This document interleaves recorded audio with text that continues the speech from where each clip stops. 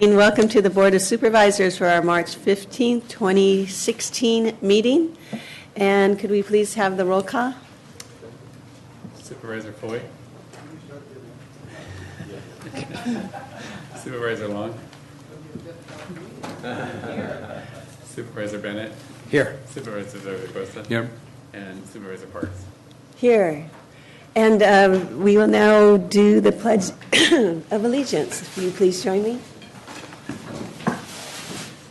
I pledge allegiance to the flag of the United States of America and to the republic for which it stands, one nation, under God, indivisible, with liberty and justice for all. All right, and with that, we will now go to item 4 on our agenda, which is the minutes of our meeting of March 8, 2016. And we have a motion to move the minutes. And we have a second from Supervisor Bennett, and if we could all please vote.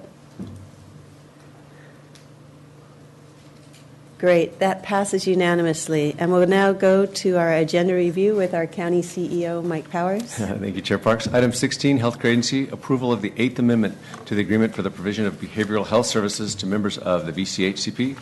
The board letter and Exhibit 1 have been submitted. Item 17, Public Works, adoption of a resolution to submit Household Hazardous Waste Grant Program applications. The revised board letter has been submitted. Item 23, CEO's Office, adoption of a resolution establishing 2 classifications and salary ranges and public hearing regarding adoption of an ordinance to place the classifications in the unclassified service.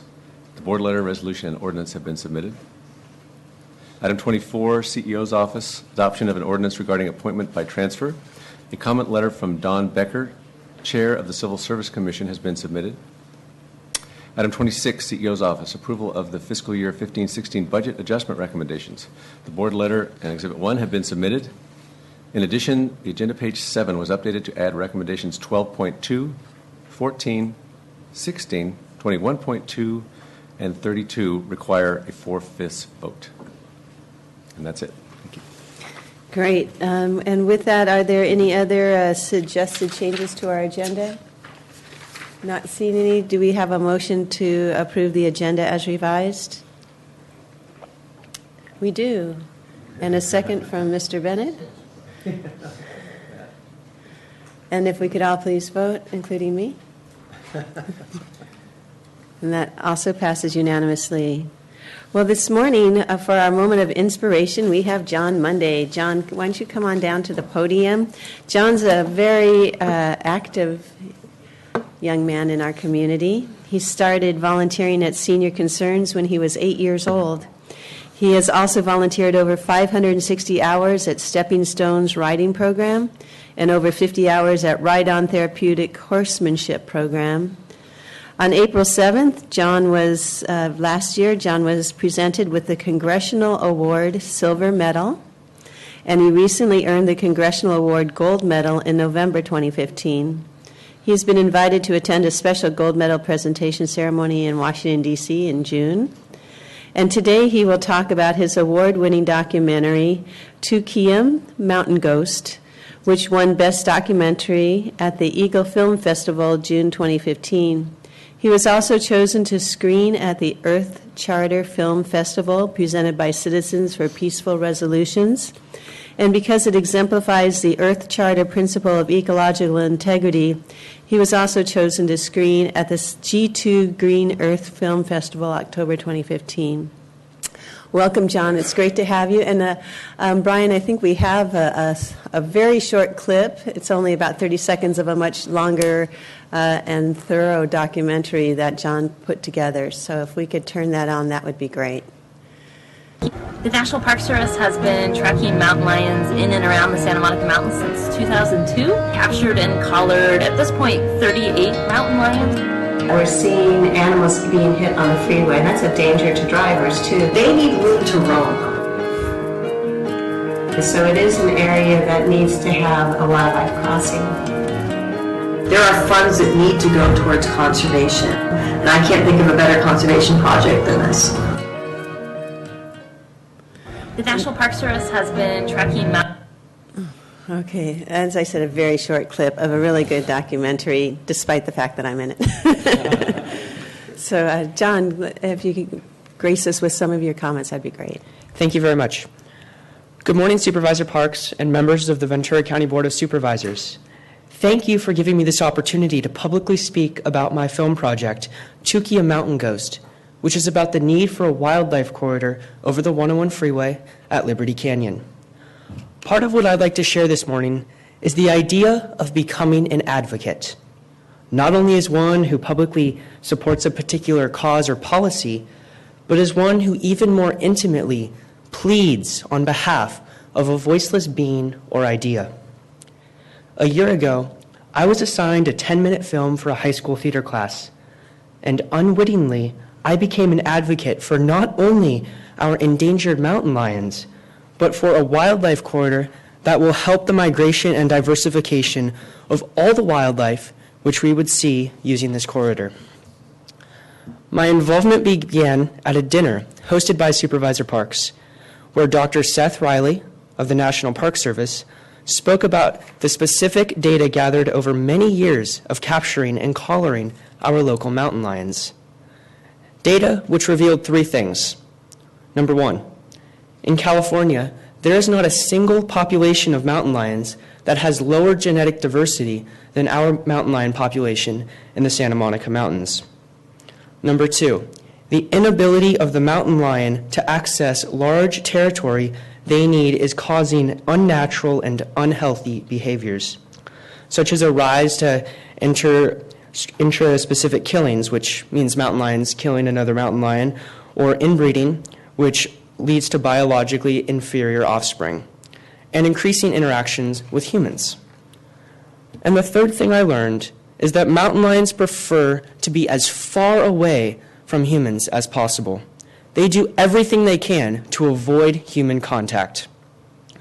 The problem with not allowing these mammals access to the tremendous area they need to properly survive is that they are often forced to come into contact with us, like car accidents as they get trapped and attempt to cross roads and freeways, the mountain lion seen at an outhouse at the Chatsworth Reservoir in December 2013, the young lion that was shot and killed by police after wandering the 3rd Street Promenade in Santa Monica in May 2012.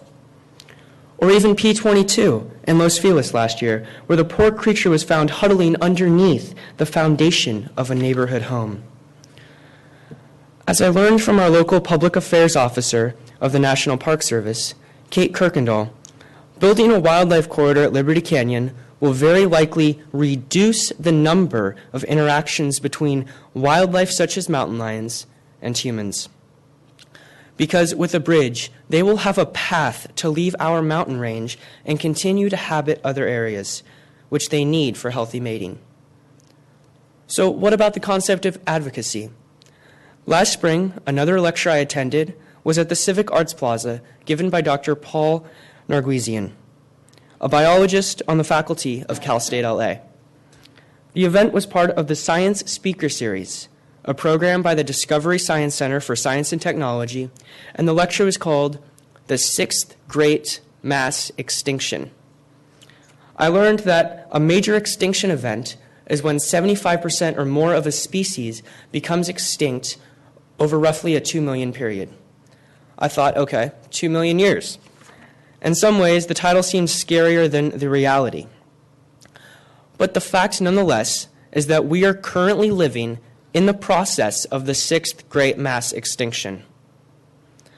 The most important idea that I took home with me that night was not all the scary statistics about how we are losing about 40,000 known species per year, or that scientists predict that in the not-too-distant future, wars will be over not oil, but water, you think, in the drought we're living in? Or that the human activity from the oil and gas industry in Oklahoma has now crowned that state America's earthquake capital, seizing that title from California. Or the changes in temperature or other weather phenomena around the globe, pointing to our human activity as the cause. But the most important idea I came home with was how I can advocate for a solution rather than just feeling helpless about how much I might be contributing to this seemingly downward spiral toward planetary destruction. Dr. Narguesian invited each and every one of us to be an advocate, to choose a plant or a bird or an insect or a wildlife corridor, and to get behind that one voiceless creature or cause that needs our voice, that needs our time, our mind, our muscle, and our heart. For me, my film, its public exposure, and the presentations I've made with it have been my action as an advocate for this wildlife corridor. Thanks to Supervisor Parks, I also learned that our entire Ventura County Board of Supervisors voted unanimously in favor of building this wildlife corridor. And for that, I thank you all. But please, let's not stop there. There is more we can do to get this corridor built, to help raise the funds needed, and to continue advocating for the preservation of a healthy wildlife population in this beautiful region of Southern California in which we are so privileged to live. In a presidential campaign climate where the political outsiders in both parties are increasingly seen as the people's insiders, with contentious debate over racism, religious persecution, the role of government in our private affairs versus the need to protect the safety of our citizens, or the need of our nation to become energy independent. The list goes on and on. But what is arguably the most serious is the health of our planet. Because without a healthy planet, eventually, none of these other things will matter. Just imagine the wildlife corridor at Liberty Canyon, as designed by architect Clark Stevens, would be the largest urban wildlife corridor in the world. What a bold statement, and what a grand opportunity to put our region in the forefront of environmental preservation. Let's not let this tremendous historic opportunity pass us by. Gray Wolf, the curator of the Chumash Indian Museum in Thousand Oaks, so clearly expressed to me that we are not separate from the environment in which we live. Thus, when we advocate for the voiceless, we ultimately advocate for ourselves. Thank you for your time. Very nice. Thank you, John. I just you can't help but clap for him. We do use this as a way to get inspiration, not only for us, but for our county. And you certainly are a wonderful inspiration, not only in what you're doing, but just the fact that you're doing it. So thank you so much for being here and coming. And everyone has an opportunity to find this online on YouTube, right? And what's the name of the title of this if they want to look it up and watch the whole film? Tukium Mountain Ghost. Tukium Mountain Ghost. All right. Well, thank you. I appreciate you being here and definitely got us off to a great start this morning. Thank you, Board of Supervisors. Okay. It is wonderful. Our next item on the agenda then is a consent agenda items 11 through 18. And if we have a... Yeah, Madam Chair, I'd like to ask a question on 23. Okay. And just a question. I'd like to make a comment on 14. Mm-hmm. So comments on, or a question on 23 and comments on 14. And comment on 14 also. And another comment on Maybe 14 at least. Mm-hmm. Okay, so... It's not? No, 23 is not on consent.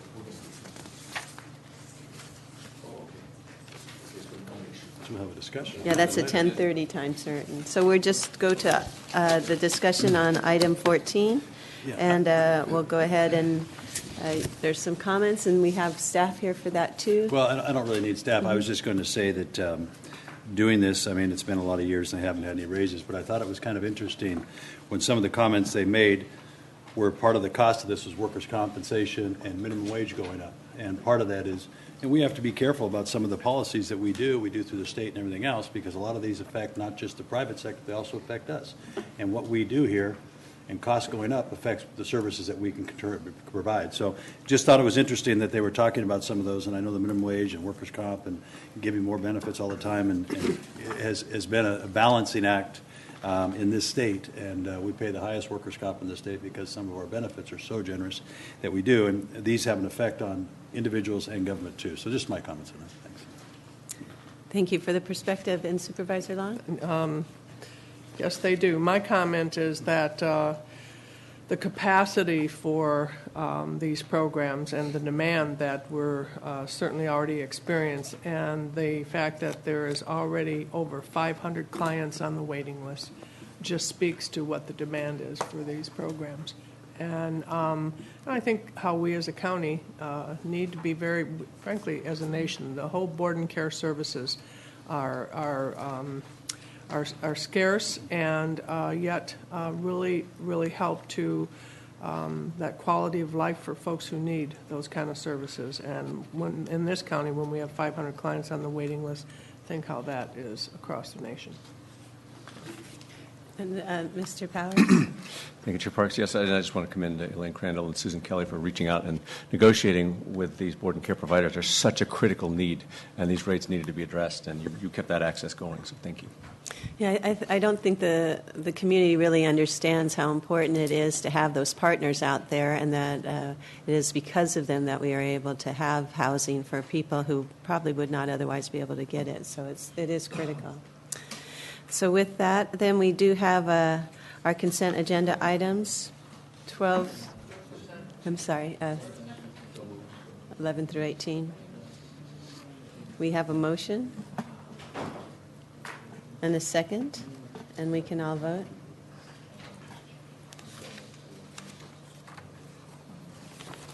Okay, and that is also approved unanimously. Now we'll go back to our public comments. Let's see if I'm right. Why, yes, public comments. However, we have no public comment cards, so we can then go straight to our efficient board comments. Supervisor Zaragoza, would you like to go first? Yes, thank you. Yeah, Madam Chair, I'd just like to share that I had the opportunity to attend the solar panel grand opening at the Juvenile Justice Facility, and I want to thank Public Works for the excellent work that they've done. My understanding is that we're going to save probably about 70% of that solar power is going to be used by the JJC.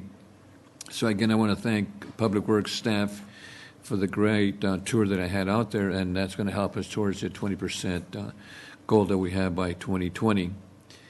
Additionally, I also attended the 9th Annual Sir Optimus Stop Human Trafficking and Sexual Slavery event here at the Government Center. We had a rally. We marched around the Government Center. There was 40, 50 people that attended, well attended, and it was Sir Optimus Club from Oxnard, Ventura, Camarillo, Santa Barbara, Conejo Valley, Simi Valley, and Camino Real region.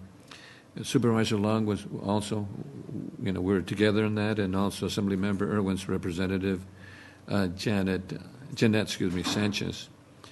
Also, I attended the grand jury open house, over at the grand jury, and they had a nice tour and excellent food. Thank the grand jury if they're here.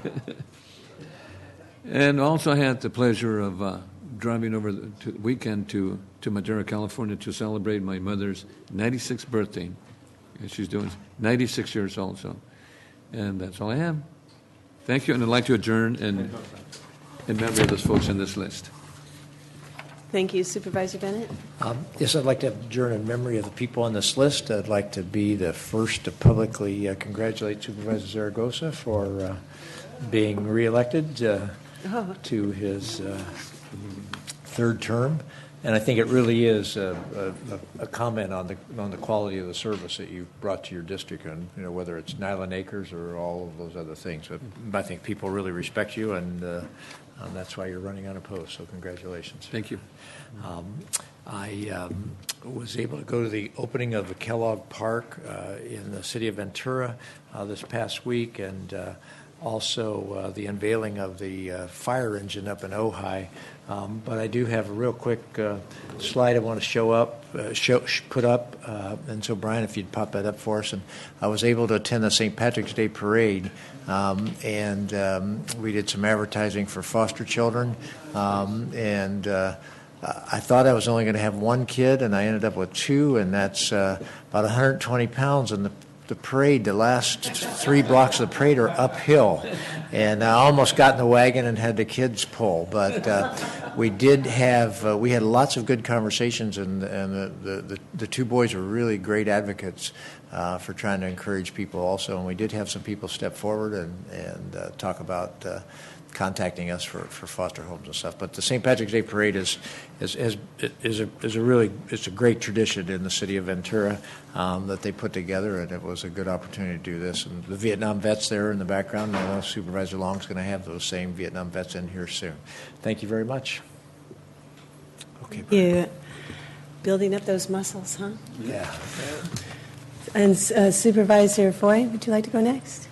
Oh, sure. I guess I don't want to. Saving the best. I don't blame you. I'll be quick. And I was going to say congratulations too, John, but I told you earlier, I thought you wanted to fight your last term. Come on, man. But so. No, thank you so much. No, I think, I just want to thank the people from the 5th District, my constituency, for the support, and I think I still have 4 good years to go, and we're going to do a lot of good things. Thank you. Good. No, that's great.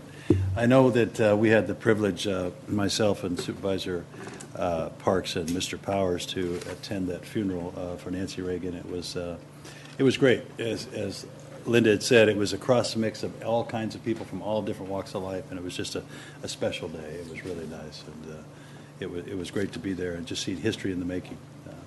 So it was wonderful. Anyway, and I just have people on this list to adjourn in, and those are my quick comments, so they can get to you real quick. Thank you and good morning. I'll certainly tag on to Supervisor Zaragoza. Well, first to say congratulations and hard fought. And to also tag on to the Seroptimus human trafficking and sexual slavery event that took place here at the Government Center. Did have a good turnout, panelists of folks.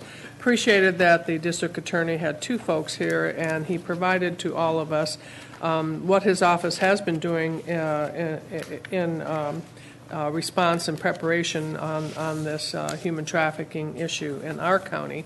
And I know that there's more yet to be done that will be fully coordinated with law enforcement, and certainly will continue to work on that.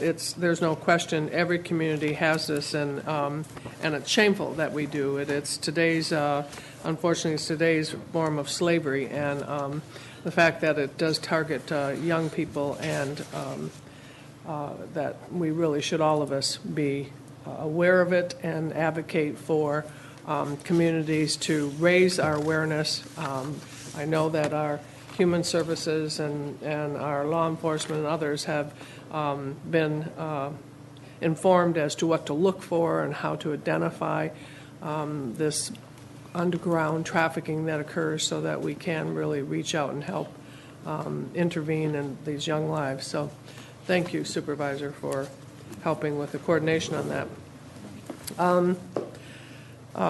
There is an amazing exhibit in our county center right now, the Government Center, put on by our Arts Council. And it is the Venture Arts Council in association with MyCop.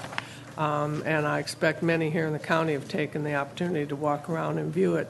Certainly hope that our public does too. There will be a reception this Friday here at the Government Center. It's a special opening night reception from 5:30 to 7:30 to meet the artist. Compost Day in Suenos. It's amazing reflection and depiction of our agricultural community, the workers, the Mixteco population that really is the majority of our workers now in farm working, and the way that the artists have brought that to a real pictorial presentation in our Government Centers. Amazing. So I would really encourage county employees and any of us who can on Friday evening to stick around for the reception to meet the artists and to thank them for their artistry. So that.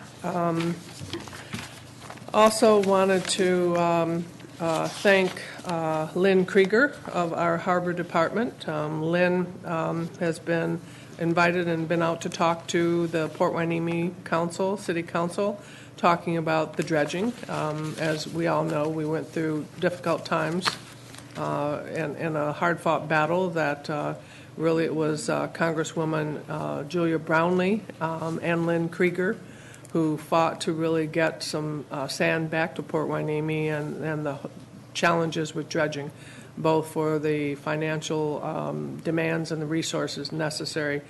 But as Lynn continues with that and her hard work to represent our harbor, it looks like we're back on track, and there should be a good amount of sand that will continue to replenish that dredging out our harbor, protecting this valuable asset of the county, but also supporting the city of Port Hueneme, beautiful beach. So thank you, Lynn, for your hard work on that. CDA Cares, again, April 16th and 17th. Again, we can use some volunteers. If you're interested, you can go to cdafoundation.org and register. It's easy to do. I've done it to have volunteers. We now have over 1,000, but this is a 2-day event, and it's all day, and it's very labor intensive, and having the need for volunteers to help the clients move through, connect with the dentist, feed the clients, the patients, and all of that. We're still raising funds. We, again, have had significant support from in-kind, and our healthcare agency has stepped up strongly and appreciate that. So just to call out that we can still use volunteers. It'll be an amazing, wonderful experience for those who can participate to see what it is to change someone's smile when they have the opportunity to do so. And it's all free. And it's free to folks who get in line. It's at the Ventura County Fairgrounds, and get in line and are there to receive the free services. And then lastly, I have Adjourn in Memory. 2 folks on our list, on my list, both from Santa Paula. And that concludes my comments, Madam Chair. Thank you. I would also ask that the board close in honor of the individual on this list, and echo our board's congratulations to you, Supervisor Zaragoza.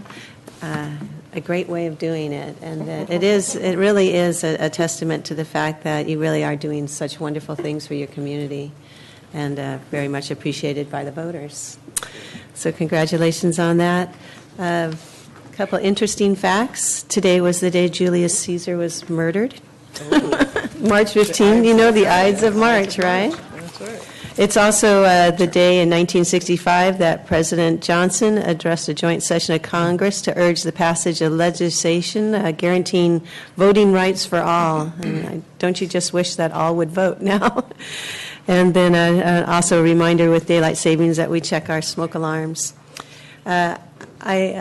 It was pretty darn impressive. You know, to have the Reagan Library in our county is just such an incredible asset. And it was hard not to go, being invited to Nancy Reagan's funeral and being able to, it was just a broad group of individuals. You remember that Ronald Reagan and Nancy Reagan were actors for a lot of their lives, and seeing some old actors, and I got to see Johnny Mathis and Michelle Obama and just all these folks all in the same room, and the guy who held Reagan's football. You know, who knew? So it was an honor, but also you just realize, you know, it's kind of the passing of an era with both Ronald and Nancy Reagan now gone, but certainly is continued to be remembered, their legacy. With that, we will go then to our CEO comments and bring it on, Mr. Powers. Thank you, Chair Parks. Yes, it was a great privilege to be at the services at the Reagan Library. Very powerful. Upcoming this week on Saturday night, we have the National Charity League Junior Annual Gala, Saturday at the Botanical Gardens at the City Hall of Ventura. And these great, passionate women help generate funds for our pediatric oncology program. And I think this is probably their about 11th or 12th year, so great support. Also, we have corporate games opening ceremonies this Saturday. March 19th at the Ventura Community Park out here on Kimball. It's very family-friendly, a lot of fun, food trucks, grass volleyball, interactive golf. Supervisor Foy will be pleased to know there'll be jolly jumpers, so we'll see you out there. And then I just want to let you know I participated in we've been talking about the Startup Weekend.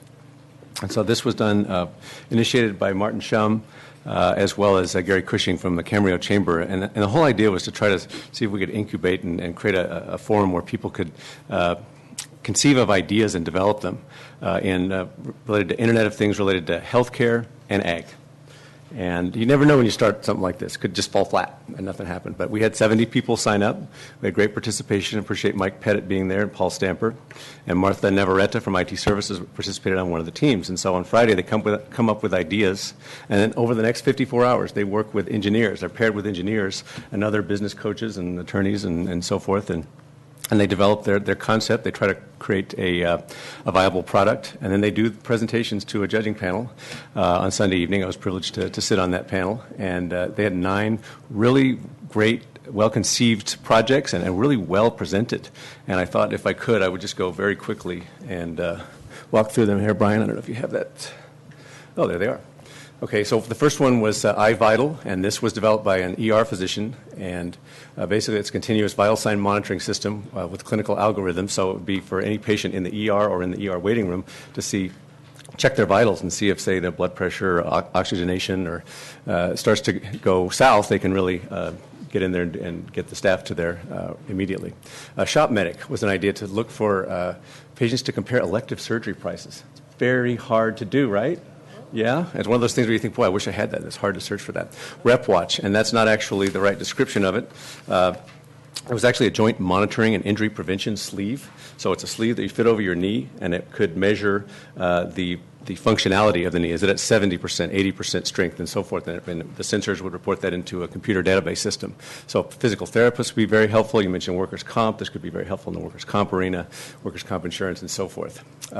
Splash Guard, retractable endoscope. There was a GI physician who led this project.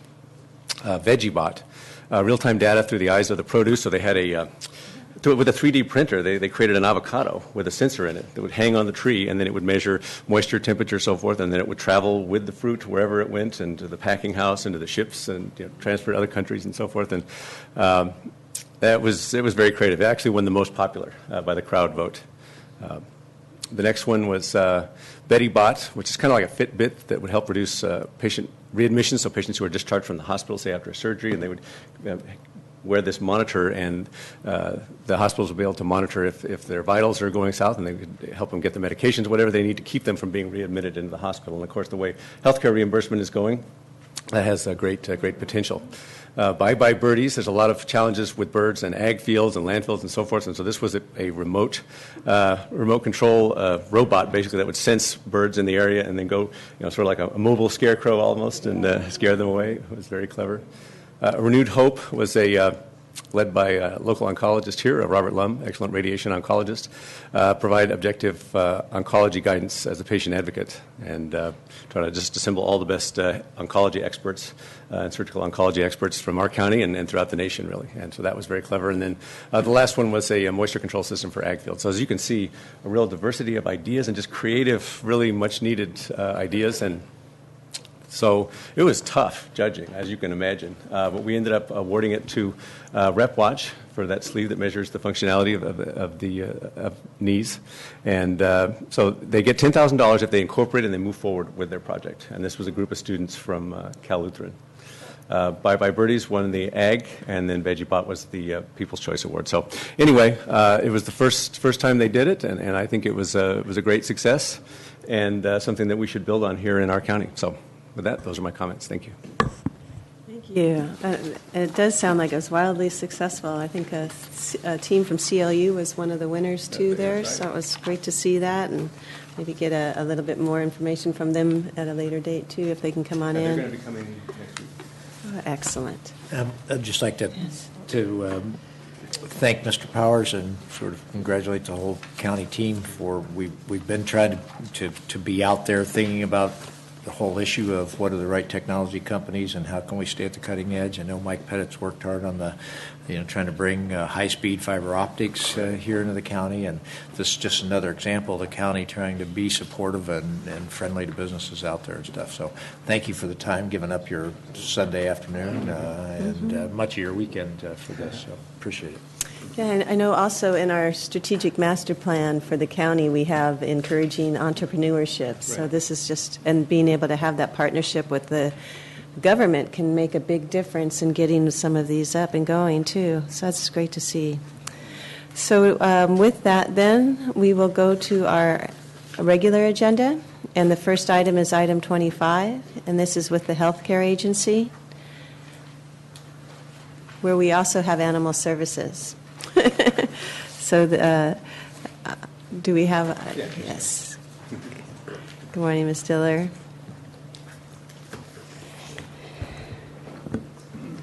Good morning.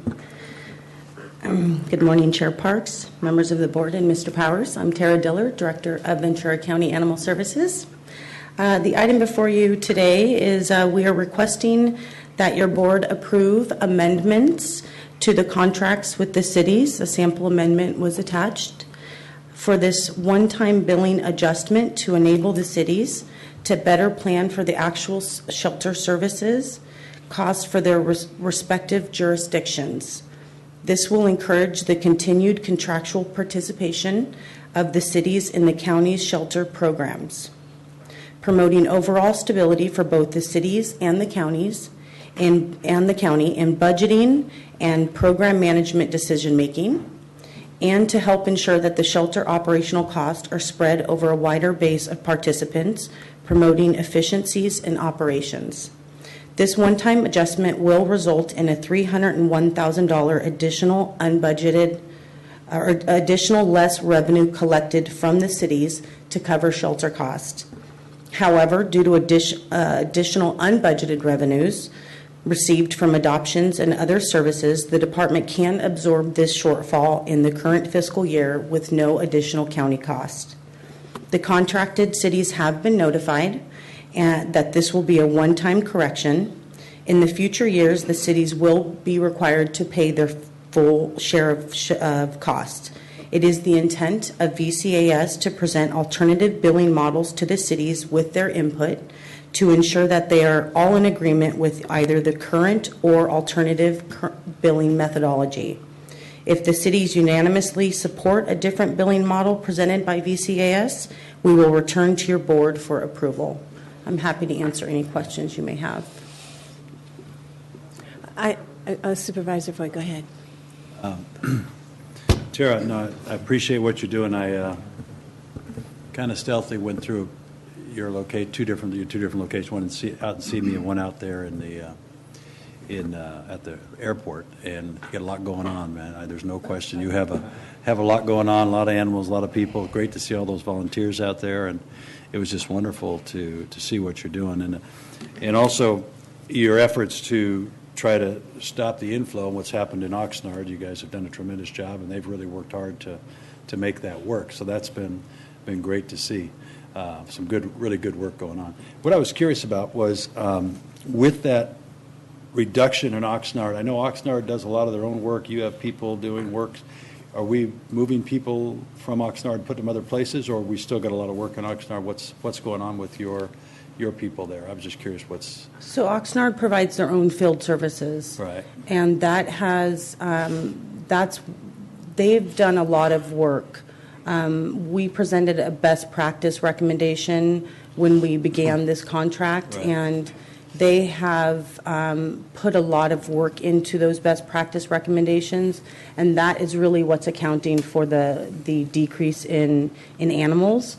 And they also have lost an officer. So it's really, the decrease is really attributed to Oxnard's work and taking more of an educational approach versus an enforcement approach. Right, yeah. So it's really their work that they've done versus Yours. versus us picking the animals up because they have their own field staff. Okay. So Does it then, because there's less coming in, there's less for us? I'm just curious if you're moving staff around. There's no question after what I saw here, what you're asking for. You got needs. There's no question about that. I was just curious if there's other things happening because of that inflow makes it. There's not less work, I guess, because it seemed like you were so overburdened with things. I guess it's helpful to try to get down to some normality, I guess, at some point. I think the challenge is because we're no kill, our kennels are still full. Yeah, Right, I saw so a lot of the animals that have been there an awful long time, especially the pit bulls. Right, and so we're really strategizing. We have a marketing team. Only one of them is a staff member, and the rest are volunteers. And so we're really working on a strategy to reduce the length of stay for a lot of these animals and fast track them as soon as they come in and categorize them. Are they easily adoptable? Are they hard to adopt? If they're hard to adopt, move them to the behavior side and the in-house rehab side. And again, we only have one staff member to work on them from the behavior side, but then again, bringing volunteers in to help. And that, I think, is going to help move them through the system faster. Although we've seen a decrease in intake, it doesn't feel like it because our kennels are still full.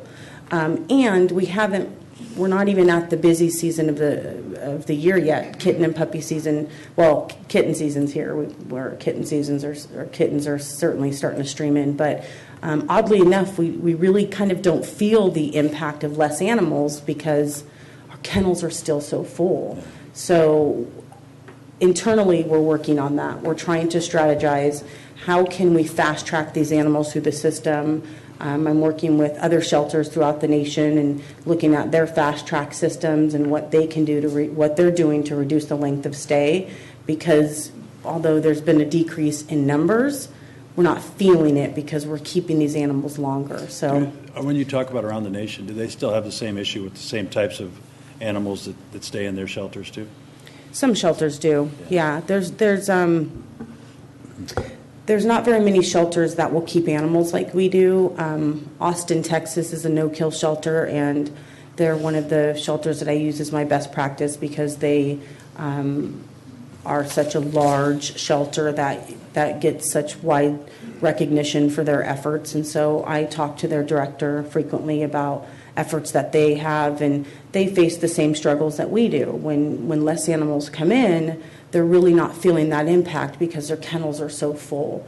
And so it is a problem for shelters that have committed to this, and I think it's a problem we're all trying to solve together. Right. Well, I appreciate just being out there and what you're doing, the great volunteers, and there's a lot going on. So thank you. I commend you for what you're doing. Madam Chair. Tara, I want to thank you so much. I know we were working with Oxnard to reduce the intake. At one time, the Oxnard was paying per animal, per dog, I think is what it was at the time, and it was pretty significant cost to Oxnard. But now they reduced their intake, so consequently, because of the reduction, then the additional cost has to be spread through other cities. Is that? Yeah, the contract is not per animal. It's based on a percentage of intake. Oh, okay. And so when their intake went down, it shifts. So we still have the same cost for veterinarian and shelter services. So what happened in this scenario is the second quarter, when their intake went down to about 35%, and they've averaged about 40%, that shifted. And That's so significant. it was unexpected. It was an unintended consequence because they've hovered at about 40% for so many years. And now they're working to reduce the intake. I just want to thank you. I had the chance to go to the shelter the other day, and that adoption center that you put together is just excellent. Your staff is just outstanding. So Thank you. I know you're doing a lot of good work, to adopt animals. In fact, I almost ended up with getting a dog there for it, but I didn't. But I want to thank you for your good work anyway. Thank you. Supervisor Bennett? Thank you. As the board's representative on the Animal Reg Commission, a couple things I want to try to call out to you. One, as you guys recognize, just really good things happening at the shelter. There's a real positive energy. There's a real sense of mission, and the employees, you can just feel them. They're just they're just much more motivated than they've been in the past. So that's something really good, and I think we all can feel real good about it. We have a few things that are sort of all coming together at the same time. One is we're not doing proper cost recovery with the cities. It's a little bit like we have to adjust our contracts on fire and, on police and that kind of stuff from time to time. We weren't doing, and so we're having that adjustment happening at the same time that we've instituted this great new program. So there's an adjustment for the cities, and I think some cities are, not necessarily making the distinction that it's not all about the fact that we're making this effort to be as much no-kill as we possibly can, but it's also about even if we weren't doing that, we needed to adjust these contracts. They'd kind of gotten old and not reviewed and everything else. So we need a new methodology, and so there's one being worked on. So for each supervisor, there are going to be cities in your district, they're going to be talking to you about it. I think a real good faith effort is being made by Tara and her staff, and along with Barry Fisher, talking to the cities, trying to come up with what is that new methodology. But there will be some discomfort. So a city that the new methodology, however it is, many cities are going to pay more. And for a long time, the only thing cities wanted was sort of minimum cost and, sort of no other, for example, some cities weren't doing a great job with their policies, and there's a lot of animals are coming in, and Oxnard finally saw that if they, that there was a benefit to everybody. So anyway, that's one thing. The other thing I just want to leave you with is just my impression is that we have to get to a sustainable model. And for a while, we've been able to increase capacity there, but at some point, staff is trying to work at this, but we're not at that sustainable level yet, and we have to combination of fine policies. Hopefully, we get these cultural changes. A big part of it is cities have to bring in fewer animals, like Oxnard's done, where they start to come up with good policies. And as people start to realize it used to be there's a complete disconnect. When we did something like we recommended spay and neuter, I'd go to the Animal Rights Commission, some people go, we're not going to do that in our city. Well, it's like, okay, if you don't want to do that, then you have cost associated with that because that means more animals, so getting there is going to take some time, and it's going to be an adjustment, but it's going to be an issue we'll have to continue to talk about and stuff. So I wanted to get that out on the radar screen for everybody. Thank you. Thank you. I move the recommended action. Oh, I have to tell you, this is precious, right? At the committee meeting, just one city representative, pounds his fist and says, "Here you are again, going to the board with a budget thing on animal reg, and we haven't even had a chance to review it here, right?" Well, we're saving the city's $300,000 here, right? We're actually covering. I said, fine. I said, if you want, we could just not go to the board, and you could pay the three. As soon as he didn't realize it was a $300 savings, right? But it was just quick to attack process or attack staff, just kind of almost a knee-jerk reaction, and then going, oh, no, that's okay. You can go ahead and go to the board without this one coming to the Animal Reg Committee. So anyway, it was an interesting hearing. But I might add, we did meet with all of the cities. Exactly, yeah. This representative just had not gotten the message all the way out of the loop. Right? So it was pretty interesting. And then, thank you. And it seems that money is a lot of the inspiration for the city of Oxnard to avoid having so many of the animals coming to the shelter. Is there efforts afoot to have them adopt the spay-neuter that we're looking at, trying to have all the cities do? How is that going? Well, I've spoken to their council, and they weren't completely opposed, and okay, gives you an idea. It kind of fell off. The community cats, they're still the only city that has not adopted the community cats, the spay neuter, the TNR, trap, neuter, and return. However, after our meeting last week, they have asked to meet with us this week, and they are now interested in that. So I think they're coming along. I think the relationship has grown. And we have a really good relationship with everybody from our city staff all the way up. And so we will continue to work on them. And I'm happy to speak to their city council again. And I think they're starting to understand why we've put these mechanisms in place, and I think that's important with all of these cities to understand why, and so that they can move forward with the whys and the hows. So we will continue to have those discussions with them. Good, and particularly when there's those community partners out there willing to do low and no-cost spay-neuter programs and really pushing those forward, getting it out to the community is a big help. And of course, we have to understand too that Oxnard is the largest city in the county, you know, so there's more animals, and I'm sure that they're doing a good job. Right, Even and more more reason to have difficult the animals ordinance. come from More that difficult, area, so yeah. it's important to work with them. It's definitely more challenging, not only from being bigger, but also the animals. Yeah. A lot of the pit bulls and chihuahuas are Oxnard favorites, right? Madam And Chair. they take a lot of work when we get them in.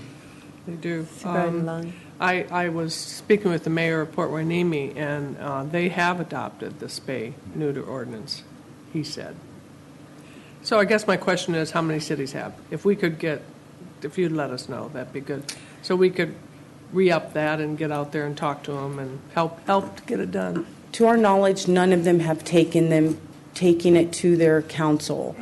The way the old contract read was that by default they adopted our ordinances that we would adopt, and so this is a discussion that's taken place in the commission meeting that they actually need to go to their council and get it adopted, and so we're working with the cities on that. But Madam Chair, you know, the city of Oxnard has that spay and neuter program where they get a reduced amount over on St. Mary's and Vineyard, you know, just for information. I think it's only $25 or so. And there's lots of groups going in every month doing free spay neuter. One of our rescues we have going in there every month, and we help fundraise for that. So Valley Vet takes their Winnespago in there once a month. So.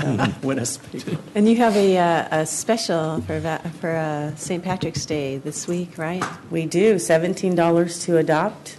So always having come to the specials. shelter. We've got amazing animals. And speaking of Jolly Jumps, we have our Easter extravaganza, March 26th, so a week from next Saturday or this Saturday. And we usually have anywhere from 500 to 1,000 people at the shelter. And we have Jolly Jump, and we have Easter egg hunts for kids and adults. And it's a fun time. So lots of information on our website at vcas.us for. And the dogs get to jump in there with the kids too.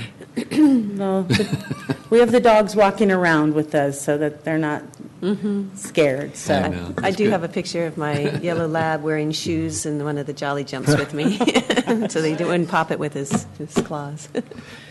Tara, on Super Bowl Sunday also, didn't you have a special event? How many did you adopt out that day? I think it was something like 70 some. gosh, we have so many promotions. Super Bowl Sunday, we I can't remember the number. Yeah, that was cats versus dogs. Cats versus 70? dogs. Yeah, we had. Yeah, it was a a lot, lot. wasn't it? We had everybody had to pick a team. Yeah. I was the cat team, and it was around 70, 75 or something during that weekend. So That's great. Yeah. Well, great job Tried to on get these. really creative. Yeah, You really do. Thank you. great job on these contracts, and I also want to recognize Terry Inez from our office, because you see the finished product here, but this thing's like a Rubik's Cube in terms of the formulas, and you have to look at so many different variations, and every time you change one, it changes 10 other formulas, and so a lot of work went in to get to this point. Also wanted to just refer you to the Stars editorial today. I don't know if you saw it, but it was really wonderful. nicely done, talking about the great work that's going on there, the energy, the volunteers, the groups that are working with you, but also identifying as a community issue. That we all, Nice. if you're looking to get a pet, start at the animal shelter. So, Wow. yeah, Thank you. Yes, I'd like to thank Terry Inez as well. I could not have done any of this without her. So I'd like to acknowledge Yes. her. So we do have a motion from Supervisor Bennett and a second from Supervisor Zaragoza. If we could please vote. Thank you. Thank you for bringing this forward. I'm sure the cities very much appreciate it. Thank you. Thank you for your support. Thank you. Our next item on the agenda is item 26, and this is our mid-year budget report.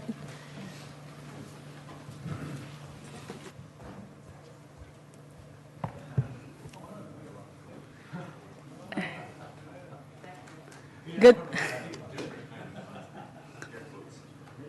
Good morning, Chair Parks, members of the board, CEO Powers. For the record, my name is Catherine Rodriguez from CEO's office. We have before you item 26, which is a recommendation for your board for the mid-year budget adjustments.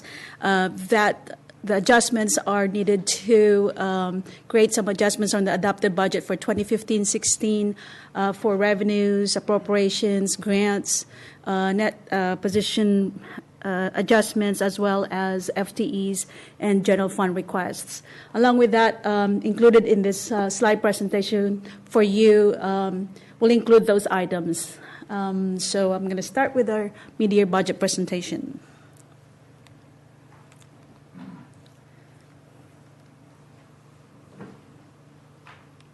First slide shows the county is on track.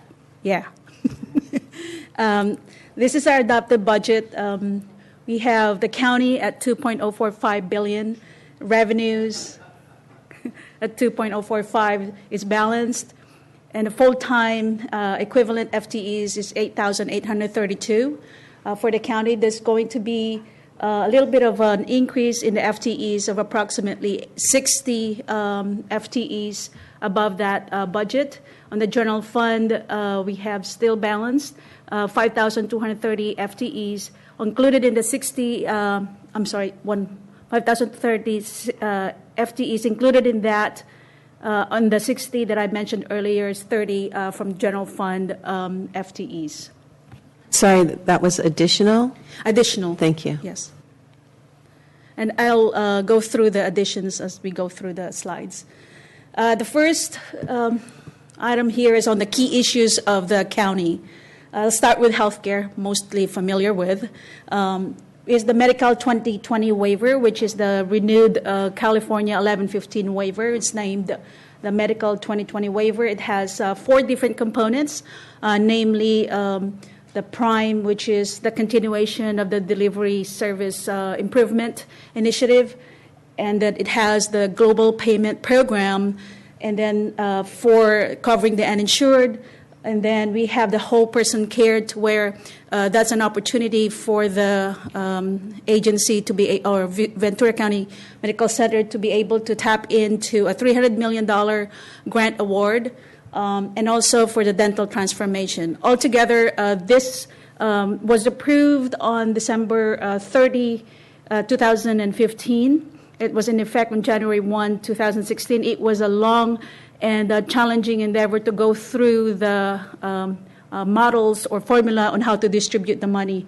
CEO Powers, Barry Fisher here, the head of the agency, was really instrumental in trying to make sure that our system is kept intact with the distribution of that funding. Altogether, we have a $74 million in there, and then we have opportunity on this whole person care. Next is the managed care tax managed care organization tax. That is going to expire. The current program right now is going to expire on June 30, 2016. However, in February 29, that was approved for an extension. Had it not been extended, we will have a major impact for VCMC in that's about $3 to $4 million a year in revenues that's being received by the medical center. The reform now is on a tax. It's a tax which is on a tiered formula, to where the health plan, before there were about 25 health plans, is mostly taxed on the Medi-Cal. The health plans that had Medi-Cal populations or enrollment. Now, this new tax reform would include all the managed care, which is about 40 of them, including our very own Ventura County healthcare plan. Our healthcare plan now will be taxed, and that would be approximately $700,000 impact. That impact is, the tier is about $3.50 for the first 125,000 members or enrollments. So that would be, while the HCP is going to pay a tax, VCMC, had it not been passed, will have an impact of about negative $3 to $4 million a year. So this is going to generate $600 million in all of the $1.7 billion projected to be collected into this tax reform. Next is the Children Crisis Stabilization Residential Program. And then we'll go on to, I'm going to go through that later on my slides. And then the hospital replacement wing and equipment needs, followed with the VCMC cash flow. Good news, cash flow is intact. We have actually Deepupa on the audience right now. We're celebrating a taco truck on Thursday to acknowledge the good efforts that our team has brought forward for the collections of the cash at our business office. In February, your board actually has approved the outside financing of $44 million between Philips and Bank of America to help or assist in the financing.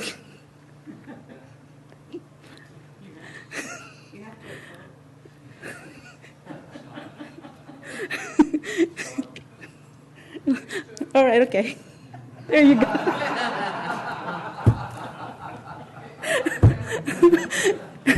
Now I'm like,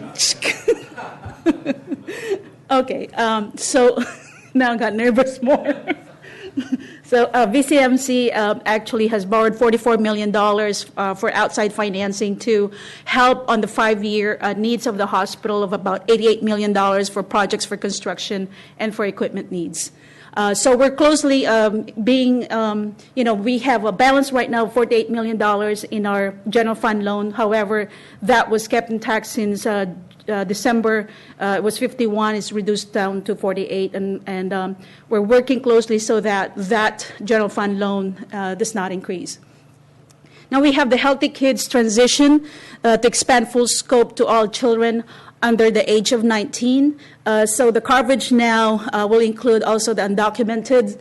So that would, although this is going to be a good change for us in that we will have some funding for all those services that we will have for the children. Most of them have full scope for those that are eligible for Medi-Cal, but now it's going to be more comprehensive. And we have the Medi-Cal eligibility. Insured uninsured project brought forward by the ACA, and also with the AB 85 expansion, where now Medi-Cal eligibility is from 138%. It includes also the childless adults, and with that, it's provided additional revenue to our system, decreasing the uninsured from 15% to approximately 4%. So it has really created a good revenue source for our system. And we have Laura's Law. It was a big presentation last week, and I will not go through that again. And then we have the social services on the AB 403, the continuum of care reform, which I would go through it again later. It's a more comprehensive reform. The ultimate goal for that is to have a permanent placement for youth in a family setting rather than from a group home care. And then we have the homeless agenda. There are so many projects going on in that issue. We have your board in January has approved a $10,000 increase to assist on the shelter on the Oxnard and Ventura winter warming shelter. There's about 100 people that goes in there, and another initiative is Supervisor Long and Supervisor Bennett's on trying to work with the 10 mayors in the cities and trying to end the homelessness for the veterans. 100 of them are out there in the streets or on the riverbank.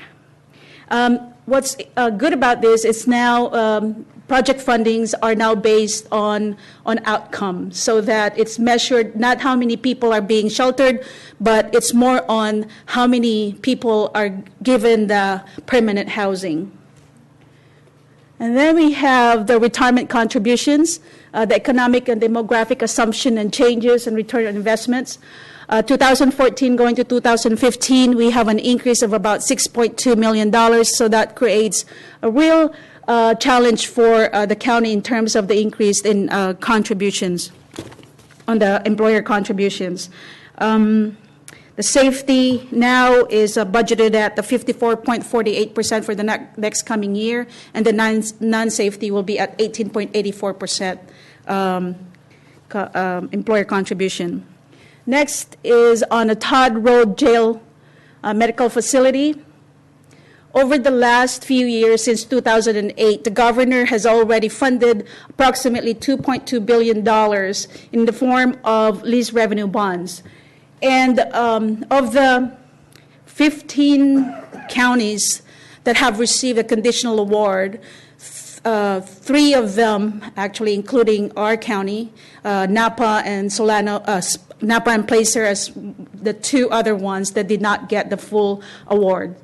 The jail cost of that is about $61 million. The 64-bed facility, we received, it was a $55 million request that was submitted to the state.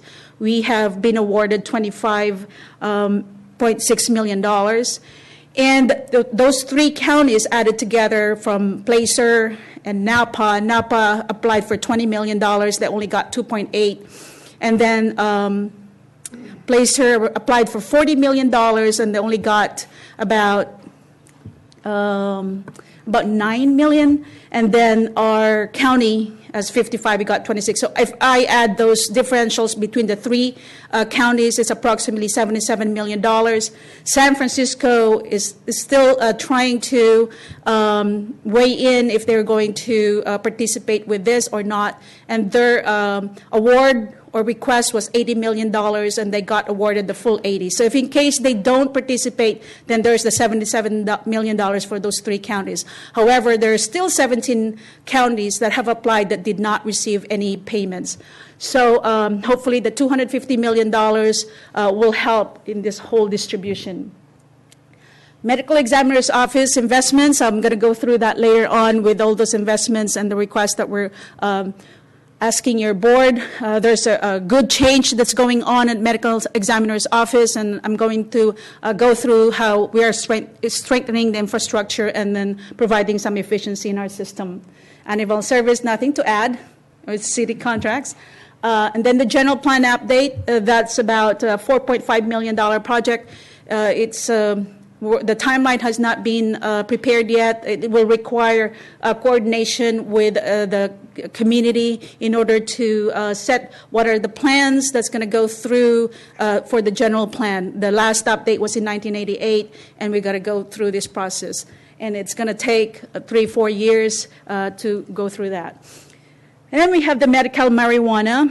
What's coming up there is actually there's going to be a 15% excise tax. That's going to generate some revenue. The funding will go. The funding from the revenue that's going to come from that 15% excise tax that's being talked about is going to go through the general fund for the recreation and parks, for land and water shed for the damages that could have been done by planting it, and then also for operations in terms of regulating, creating regulations and policies around the issue. And then we have water. Here are some of the capital investments that the county are actually, which is going to come in this fiscal year. Capital investments and essential in safety and health projects. We have the Mental Health Rehabilitation Center in Camarillo. There's about 16 beds, that would be opened up in summer 2016. And then the Crisis Stabilization Unit, that would be 6 beds, 4 for the crisis and 2 for the residential itself, and that would be open in fall 2016. And then we have the Field Drive that was bought across the street. That would also be open in June 2016. There are some tenant improvements that are being done to comply with ADA. And so that would be a little bit of delay. That's going to open this June 2016. And then we have the hospital replacement wing. It's on ahead of the schedule. which is a good thing in that now the county is paying for the last 3 years the $16 million for debt service in that building, and it really has affected our cash flow. By opening it sooner, it would allow us to recoup the expenses of the debt service ahead of time. And then we have the sheriff's vehicle replacement from the Crown Vics into Tahoes, and then we have the sheriff's vehicle evidence storage facilities. What's going on in the state? The legislative office, the California's fiscal outlook, it was actually evaluated, and the opinion was that it has the budget for 2016-17 has a bright and a good outlook. So altogether, it has a fiscal balance and in good shape. Knowing that 5-year or 2011, it has a deficit of $27 billion. Now, the State General Fund is in good condition. The reserves for 14-15 or the stabilization fund is 2.79 and then billion, and then 15-16 it's growing to $7.88 billion, and then for 16-17 it's $11.54 billion. The three revenue generating sources for the state, namely from the personal income tax, corporate tax, and what's the other one? Corporate tax, personal income tax, sales and use tax. So those three taxes has $113.3 billion altogether. Most of the increases that happened in 15-16 is coming in from $3.6 billion coming from the personal income tax. The 11.54 on Proposition 2, the maximum that would allow the state for the stabilization fund is about 10% of the revenue. So 11.54, they're pretty have reached their goal and more. That could probably generate up to $15 billion, provided that there's no commitment that's going to be charged against this fund. It would stay at that $11.54 billion level. So that's about 10%. So while the state has 10%, our goal is 15%. That's based on the Government Fiscal Officers Association. Right now we're at 13% level. This is Supervisors Bennett's favorite slide, as I heard. So with that, these are actually our reserves. For unassigned, we have the 13% of revenue, which actually at the beginning was 129.73. There were some adjustments that was done in the beginning of the year, and that equates to $130.98 million. And assigned is $54.47 million, and we have some adjustments during the year, which I will have to go through it later as well. And then in the board letter, there's about $5.71 million of requests, bringing down the balance in assigned reserve for general fund balance of 27.09. And then we have the other categories, which is for the non-spendable and restricted, which is $12.62 million. It started at $196 million. Now it's down to $170 altogether. So this is the general fund balance assigned, which is on that pink column.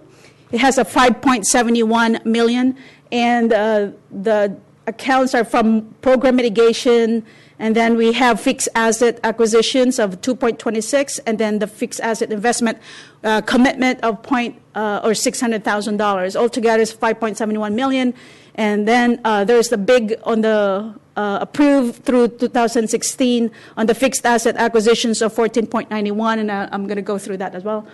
And here comes the program mitigation on recommendations 3, 8, 9, 11, and 16, which is on your board. The first one is allowing us to make an adjustment in our buy down, which is the original estimate was from $12.5 million to $13 million. That requires a $500,000 adjustment. And then we have the vehicle replacement to refund cities of about $741,000 on the onset. The cities has pre-funded the purchase of these cars, and then the sheriff's office has actually have charged them, and then now we're trying to reimburse them for that purchase. The next is in the Auditor Controller's Office. We would like to thank the Auditor Controller. In trying to present this mid-year adjustments, it's very long. It's 48 pages, 34 recommendations. I think they have a very thorough review on this along with the County Council. And the $300,000 there, actually the VCFMS upgrade, the post-implementation, there's about $600,000 additional expenses, and the Auditor Control is able to absorb 300 of that, and 307 is being requested to fund the remaining need. Elections, presidential primary election, that's approximately $1.3 million request.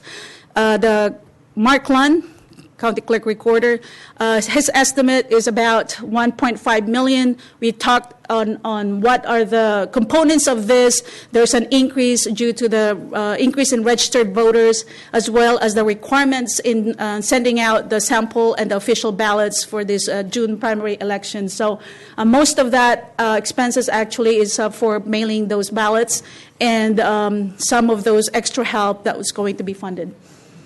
And then we have the Medical Examiner's Office. That would go to the next slide as well. Then we have the requests of 4, 5, 6, 7, 16, and 22 recommendations. We have the tenant improvement for CSU of additional $300,000. And then the animal service to create a better outflow or inflow of the front office. It's going to be redesigned, and that's about $75,000. And then we have the field dry building. We need some compliance adjustments to put an elevator in that building. That's about $158,000. And then we have the behavioral health building, the 1911 Williams Drive. There's $135,000 that we need to do to close out the lease.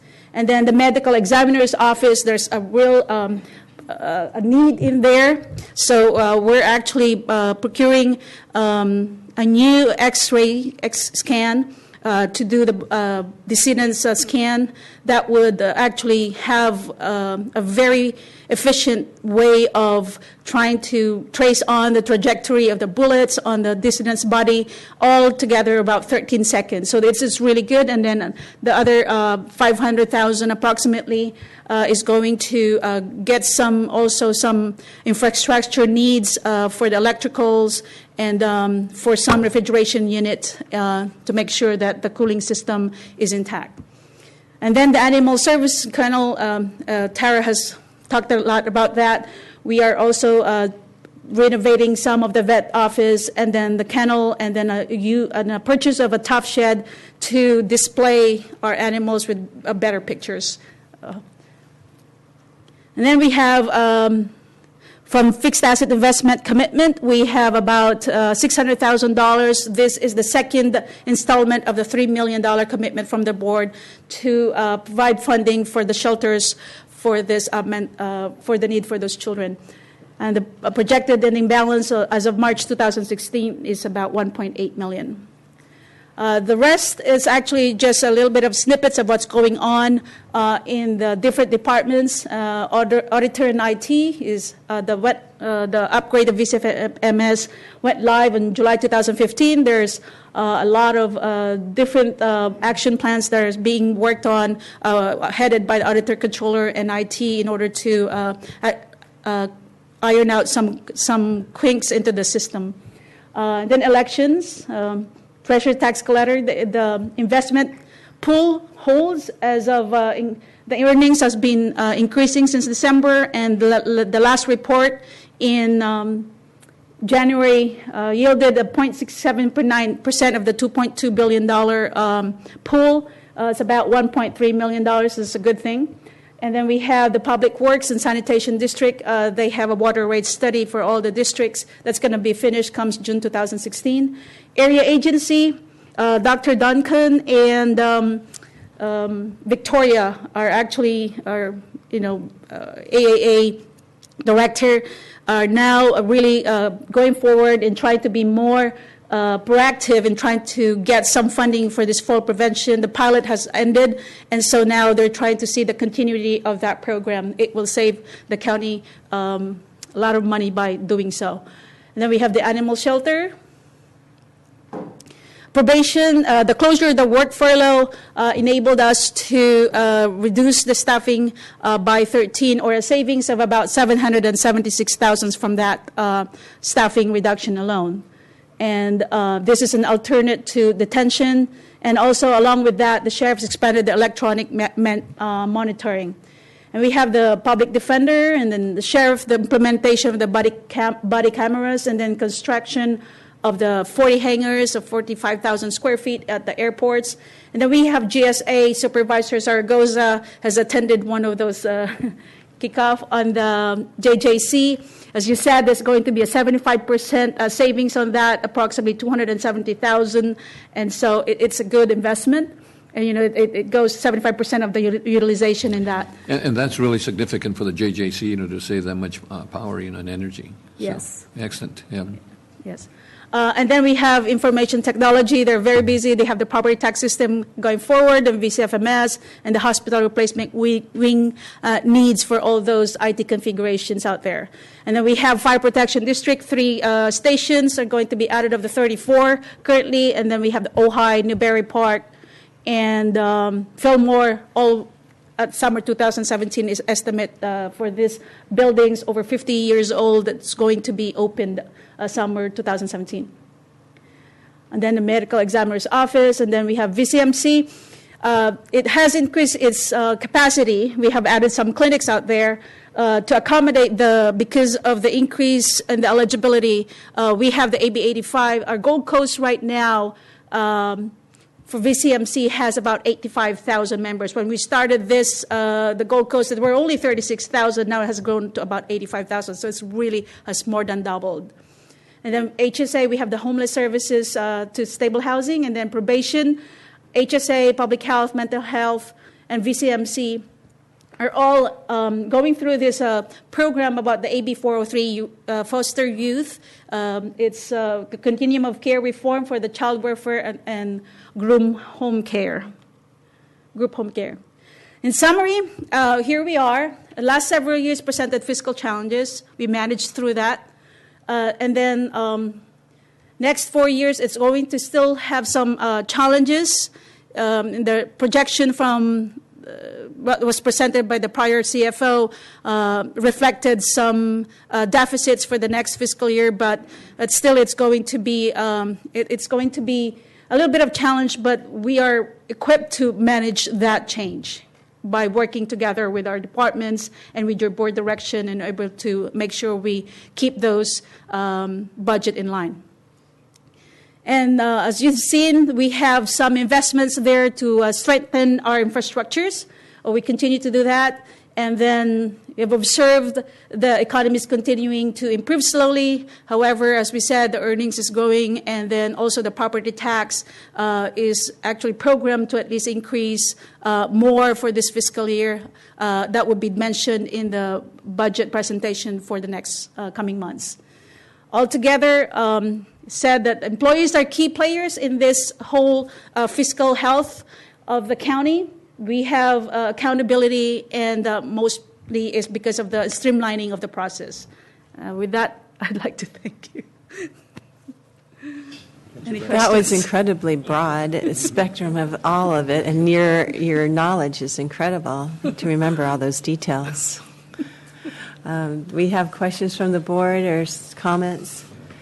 I have a couple of them. So we also recently received the list of the different grants that we're getting revenue Yes. coming in, as well as the matches. And I had a question on one of them. I don't know if we have someone from Human Services Agency. What is astounding to me when you look at this chart of several dozen grants that we are receiving is that how well we do, and just we can provide a small amount and we get a very large grant for that. So when I see one that's kind of reversed, it kind of sticks out. And one of those is the a volunteer income tax program that provides a $39,000 grant, of which we put in $122,000. It's a volunteer. It's called Volunteer Income Tax Program. And I'm not quite sure what that is, so at a separate time. But as I look at it, I think about so many programs out there where you have volunteers that assist with tax preparation, that 122,000 for this seems, in comparison to the grant amount, which is 39,000, it does stick out. So I'm wondering exactly what that is, if you know. It's the VITA tax income preparation program, and we started it about a dozen years ago as far as a financial empowerment program for CalWorks recipients, and that started during that time period to help them capture the earned income tax credit. And so from that time period, though, we've added that we were able to work with the IRS and get some money to help offset the costs associated with the program. So that's what the money comes in from the IRS. So previously we didn't have any funds matching it. Yes, this is augmenting the total program for the financial empowerment activity associated with the CalWorks, and it's broader with the IRS grant for all low-income individuals into the community. So when it's called Volunteer Income Tax Program, what's the volunteer part? Well, VITA, the individuals that are actually helping prepare the tax reforms are volunteers. They're unpaid individuals that are trained to file tax returns. Those are the volunteers that United Way brokers for the program. Right, and I've seen a few different services out there that provide that. So that's the volunteer tax portion. We put together the infrastructure to allow it to happen countywide. And it was focused in on a financial empowerment based in the CalWorks program as its origin, and it's grown to a much larger so that's the administration of the volunteer program. Yes. Got it. Madam Chair, United Way is really involved in that too, the Earned Income Credit tax preparation program. Yeah, United Way is the subcontractor for us in doing the volunteer activity. And there's quite a few volunteers that volunteer free of charge, for that. Yeah, it is. Yeah. It is wonderful to have all those volunteers doing that, and it does provide additional revenue for people of low income, so it's good to hear. But I wasn't sure how it could be volunteer and also cost that much, but as I see, it's for the administration. Yeah. Thank you. And I had a question for elections, since we have elections here. We have funds that are needing, each time we have an election, it obviously costs money, and so that only happens every few years. For the bigger elections particularly. So we have an item on here that's going to assist with the June primary, and then you'll be back, I guess, for the following fiscal year for the November general election. Okay, and that was basically the question. Good morning. Yes, that we'll be back. We have another fiscal year coming in November. We'll have our president, our new president, so we'll incur additional funds at that time. And then you also get contracted by the different cities. Like there's going to be a bunch of initiatives, I hear. And we do. And so they help fund. Do they help fund the process? Well, so I can expand on your question. Yes, they do. We get cost reimbursement for the cities that we perform elections for. We're unique as a county. All 10 cities, we do the elections for them. Unfortunately, we don't get reimbursed for the primary and the general election that we conduct. That's just the price of doing business, so to speak. But we will be getting reimbursed from the cities to do that, yes. And then I'm an independent, and independents received a little postcard from you saying if you want to vote in the election and in one of the parties, you need to check off a box and send it in. Are you going to be promoting that information? Because I would think that it's getting close to 25% or maybe even a third of the electorate are independents who may not know they can't vote in one of the major parties of the presidential elections. You're right. No party preference is the fastest growing party in California and will continue to be. Part of that promotion, as you mentioned, is the fact that we do that mailer, which is not required by law. So that's one part of our outreach to do that. And of course, we have it up on our website, and all our outreach events that we attend, that I speak at, we talk about that because we get a lot of questions. That's a great question about no party preferences. There's only three ballots that you can request. The Republican side of the House, they don't want anybody to vote other than them. So, yes, to answer your question, the outreach is a big thing. Yeah, you might consider doing press releases too, so that the general public knows. And then the third question I have for you is also, are you considering better software for the filing, the net file software? Or you're committed to it? Well, we as a county are committed to it because we're in a contract with it. And right now, and I know that you and I have had discussions about this, that's the best software out there. The problem with any software, and I know Mike Pettit is out here, so don't throw anything at me, Mike Pettit, if I'm technically incompetent here, but the problem with some of these software interfaces is how they look and how you actually get into the program to work around the program. And I agree and understand with what some of your concerns are. But NetFile is about the best that we have out there. There are some things that we're going to be changing that I'm in discussions with now with Mike Pettit in terms of the website in general, because what we're frustrated with, particularly when it comes to elections, of course, the other side of my office has more public contact than elections, but people don't know what they're looking for or how to get to where they need to get, and there's so much information on the website. We've got a vibrant, interactive website now that we've improved several years ago. But it's time for a refresh because of all the information and all the law changes and the increases in campaign finance and all the stuff that people really have to know in elections, it is a little more cumbersome to find that information. So we're in the process of trying to make that part of it easier. Yeah, and I love our IT department. They had a pretty darn good system there for filing that I miss. but they're that's a good partner. But be that as may, it is wonderful to have such a great IT department. We're using them for a lot of in-house things now, so it's good to be able to rely on them. They're an outstanding partner, and as long as we're talking about them, one of the things that we're very proud of that they developed that helps in our outreach is our elections app that people can get for free in the Apple Store or the Android store, and it's been new and it's been refreshed, and it's a big help. And IT has been a very, very big partner in making that happen for us. So great, and you have a pretty good feel for what your costs are going to be for the election, and that's why it's in here. Yeah, unfortunately, and again, I know there's Animal Services in the room, and they did an outstanding presentation. So. Elections in general, obviously they're a drain on the general fund, but elections are kind of like the tail wagging the dog. No offense. It's one of those things is that all we can do is the best guess as to what's coming our way, and there's some things here in this election that we didn't know was coming. The other thing is I want to note for your board, I've been going, in spite of my youthful appearance, I've been going to Sacramento since the 70s. And what's happening in Sacramento now, and I know you picked some of this up in CSAC, is that the legislature is working at a frenetic pace to change the way we vote in California. And it's going to be dramatically different. And we don't know exactly what that's going to look like, but part of these costs that Catherine talked about this morning is stuff that we know and we can predict that's coming down the road that we want to get taken care of now for the decisions that we're going to be making later. Basically what they want to do is they want California to follow some other models like Oregon and Washington and Colorado. They want California to be an all vote by mail state with vote centers. And what that means is right now in our elections, and you go to your local polling place to cast your vote, we have about 365 of them throughout the county when we conduct an election. Probably it's not going to be that way in the future if we elect to go that way. The problem is all this, they tried to get stuff passed last year. It's such a dramatic change, and there's so much money that it's attached to it that the legislature is having a lot of trouble getting this thing passed, and we don't know what the final version is going to be.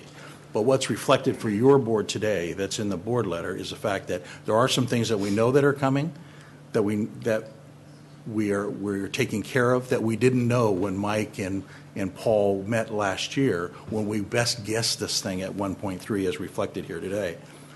But there's some other stuff that's coming and some big decisions that we have to make and all well, that. Thank you. And it's nice to know earlier in the presentation that the state has such growing reserves, so hopefully they will be able to fund the changes that they are mandating us. So thank you for your comments. I know we Supervisor Bennett. Yes, ma'am. Yeah, while you're up here, I know we're on the budget, but while we're up here with your department, just three things I want to mention. One, I am impressed with the upgrades and just the whole, I believe, new approach that you have down in elections in terms of the completeness of the information that goes to a candidate, and it's clear that you've reviewed all of that, and the policies and procedures are just, I think, they feel much more complete and everything else. So anyway, kudos for that to you and all of your staff and Jim and everybody else out there, and Tracy. Just to assure people, we keep hearing about people who are very concerned about voting, electronic voting and computers and all that stuff. Could you just summarize for us what kind of assurances we have here in Ventura County that there isn't voter fraud as a result of people being able to tamper with computers and all of that? We're fortunate in California. I know that there's a lot of talk throughout the nation about voter fraud. California has armed us with some pretty good laws and checks and balances about the way we do business here. In terms of the electronic protection, there's mandated checks by law that go on before the elections. They'll be taking place here shortly, where every machine is checked and rechecked, and it's got to come up to state standards, and we have to certify that with the Secretary of State. Voter fraud program, you know that last year we had a voter fraud conviction where somebody tried to attempt to vote twice on a vote by mail ballot. We have a very active program that we started about 4.5 years ago. We are safe and we are secure, and we're looking for folks that are trying to thwart the process. And we have paper ballot backup for everything. We do. So we still have that. We still have that as sort of a fail-safe. If something seems really weird, we have all the paper ballots that we can always go to. Great. And the other thing with that, Supervisor, is we do our own, and beyond what the law requires us to do, we do our own audits to make sure that what we're seeing is accurate. And I certainly was aware of all that. I just wanted to let you say that again for the public and to refresh all of us as we talk, because we'll get more of those questions with the election coming up. And the final thing is, as we mentioned, there are a number of initiatives out there that are going to be coming in, et cetera, and trying to process all of that, I know, is going to require some overtime in terms of, you just don't deal with that many, initiatives coming in without that. In the budget that we're talking about here now, this budget adjustment, you feel comfortable in terms of your ability to handle what you need for processing those signatures? We're good, and I'm working with Catherine and Mike now. We're good with what was before your board. I still think there may be a couple 100,000. I'm not sure at this point, but in terms directly to answer your question, what we have coming into the House in terms of signature verifications and whatnot, we are prepared with what is before your board today to get all of that done in the proper amount of time to make it to the ballot. Thank you. Thank you, sir.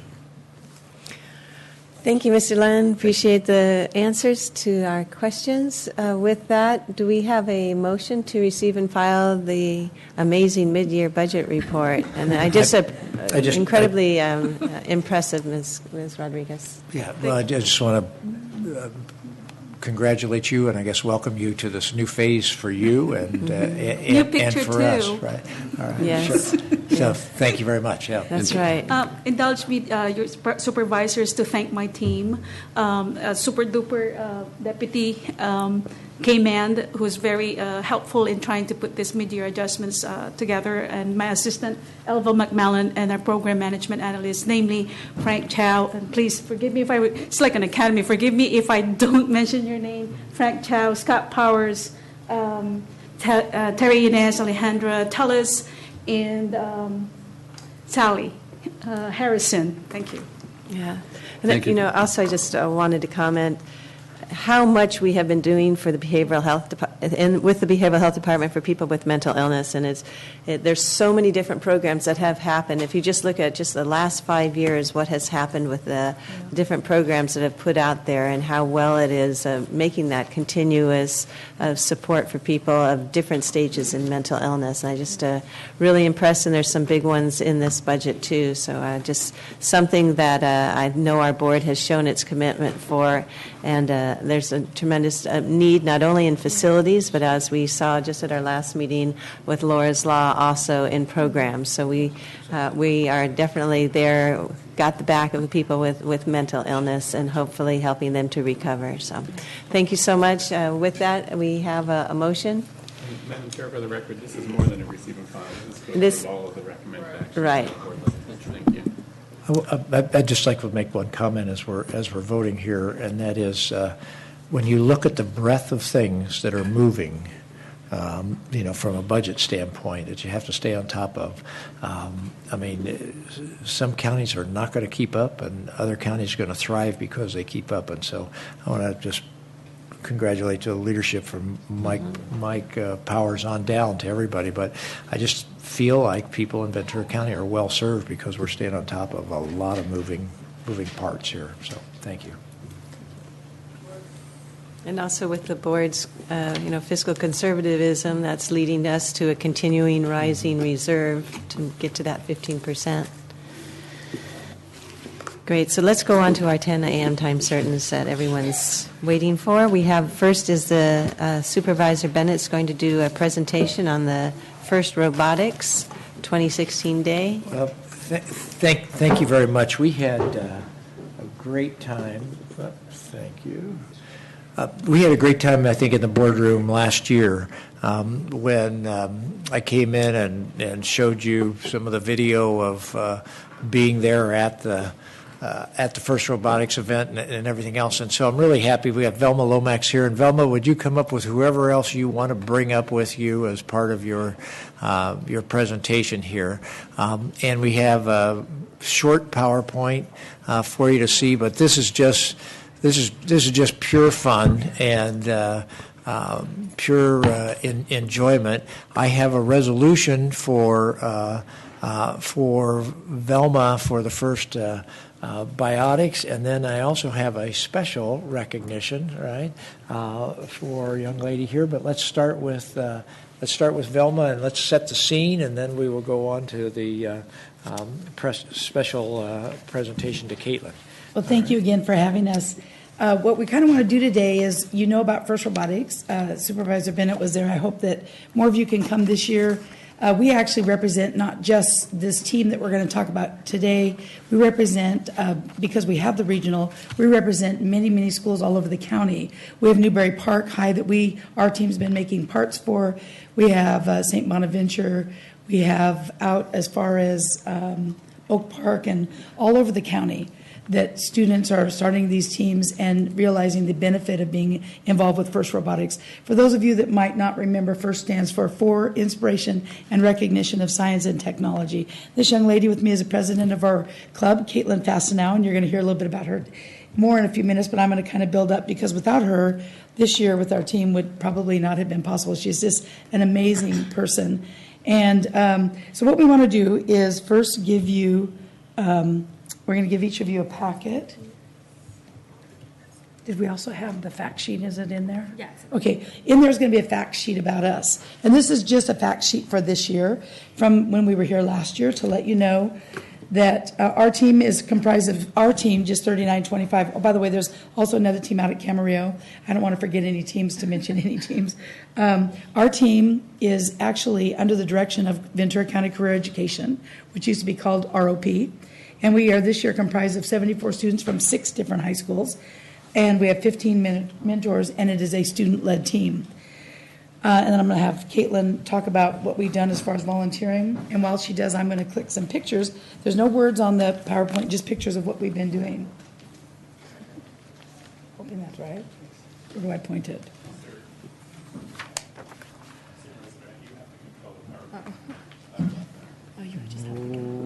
I thought you...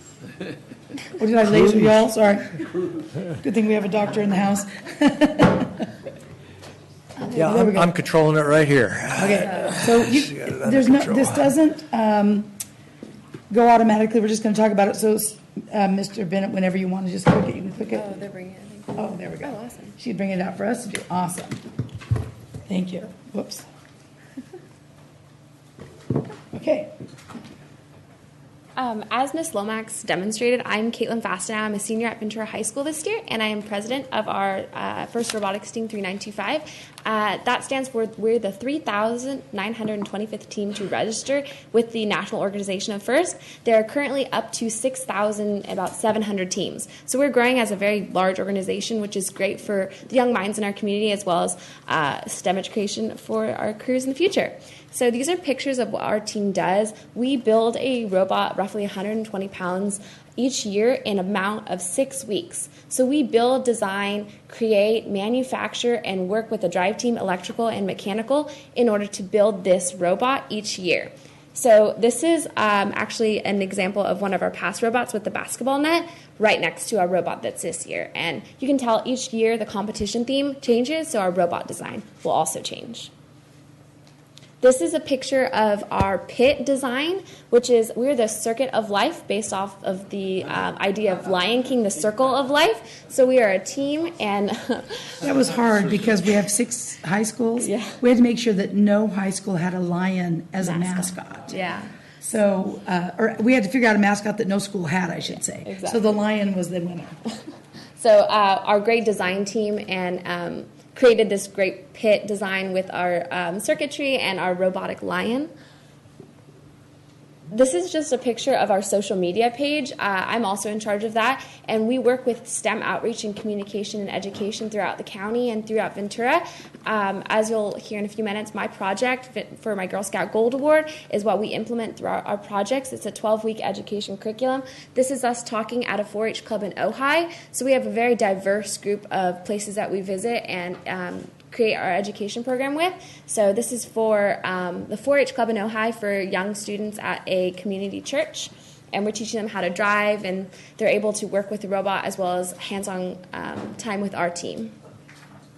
Yeah, it's pretty impressive stuff because we have freshmen up to seniors teaching students of all ages and their parents as well as grandparents the importance and idealism of STEM education. And STEM, I'm not sure if you understand, stands for science, technology, engineering, and math, which is, of course, one of the most important parts of what we do in robotics. And this is us working with paper airplanes and the paper airplane launcher. That's part of my curriculum. But this is also, as you see these, you'll notice they're at different places.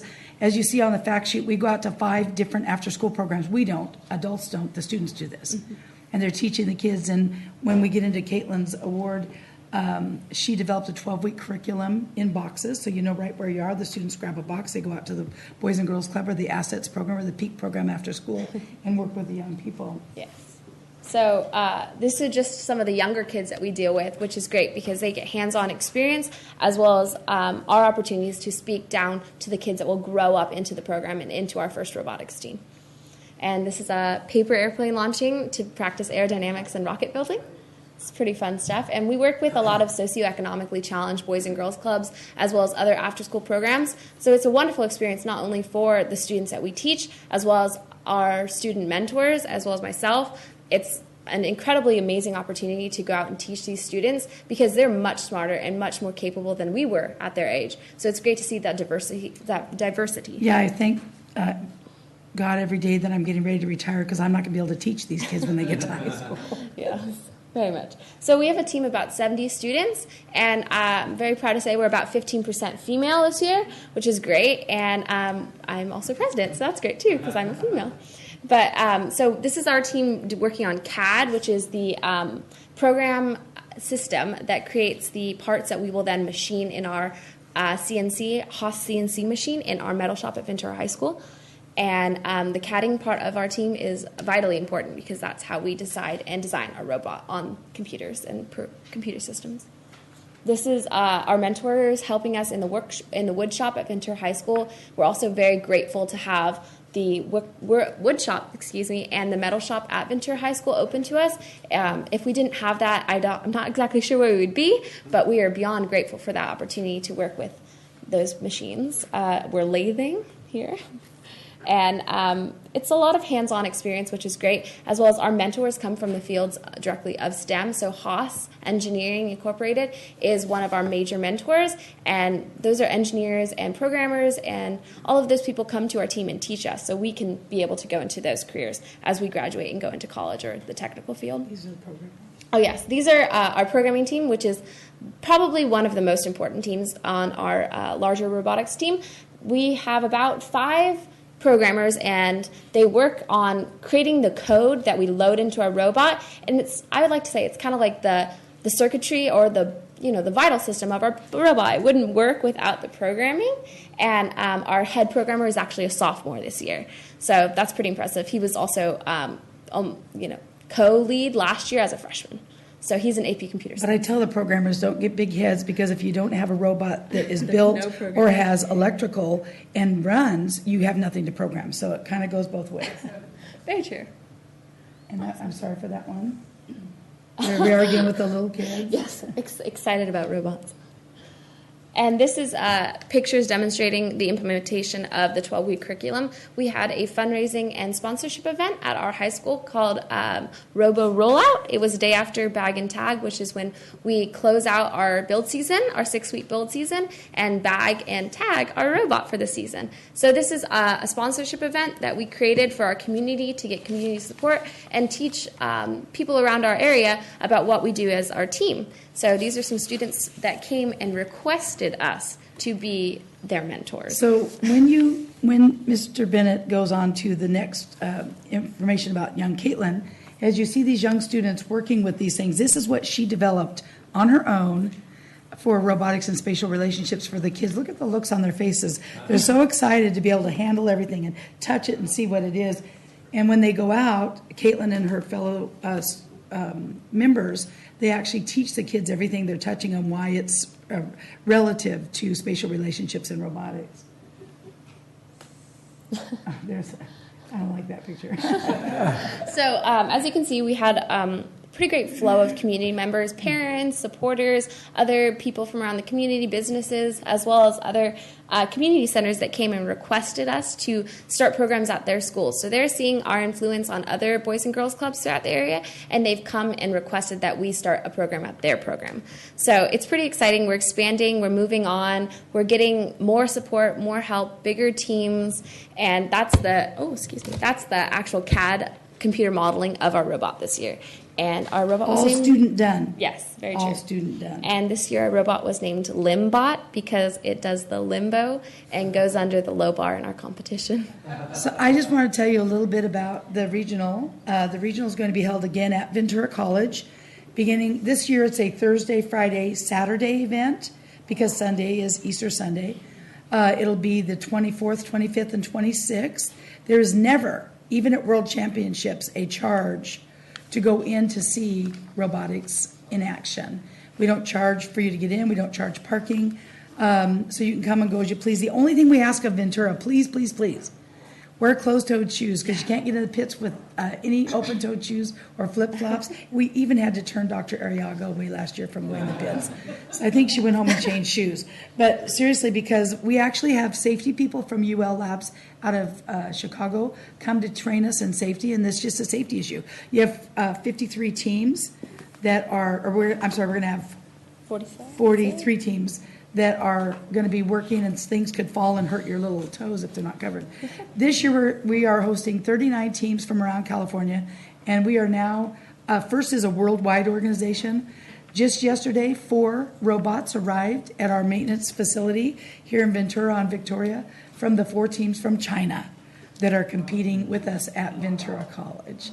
So it's and the president of FIRST will be there to welcome all of us, and we appreciate your support, and we appreciate that you understand that this is not just about a robot. Real quickly, get your there's a business side to it. They submit essays. They have to have a safety captain. They have to have a CEO. They have to provide a budget. But yeah, the lady that did the budget, we do all that. Our business plan, it's something that I co-wrote with all my other team members, which helped us win our entrepreneurship award at the regional we just competed at last weekend. This is one of the most prestigious awards on the business side of the team. It required a lot of work, a lot of effort, a lot of time put into that business plan, which is pretty exciting because that explains to us what the real world would be, something that you should deal with every day. The business plan aspects of actual businesses and companies, it's something that we're getting hands-on experience in high school, so we can take that on with us into college. A great program. I apologize. Last year we brought more students. We just came back from a 4-day competition in Madera, and our GPA this year has shot up tremendously. Mm-hmm. We've helped the lower performing students with after-school tutoring to bring their GPAs up, and they said, Ms. Lomax, we can't miss another day. So I apologize, but now, Mr. Bennett, if you want to talk about this wonderful young woman who I've had the pleasure of working with for 2 years. I do, but first I want to talk about the wonderful woman. Absolutely. wonderful woman standing next to the wonderful young woman, right?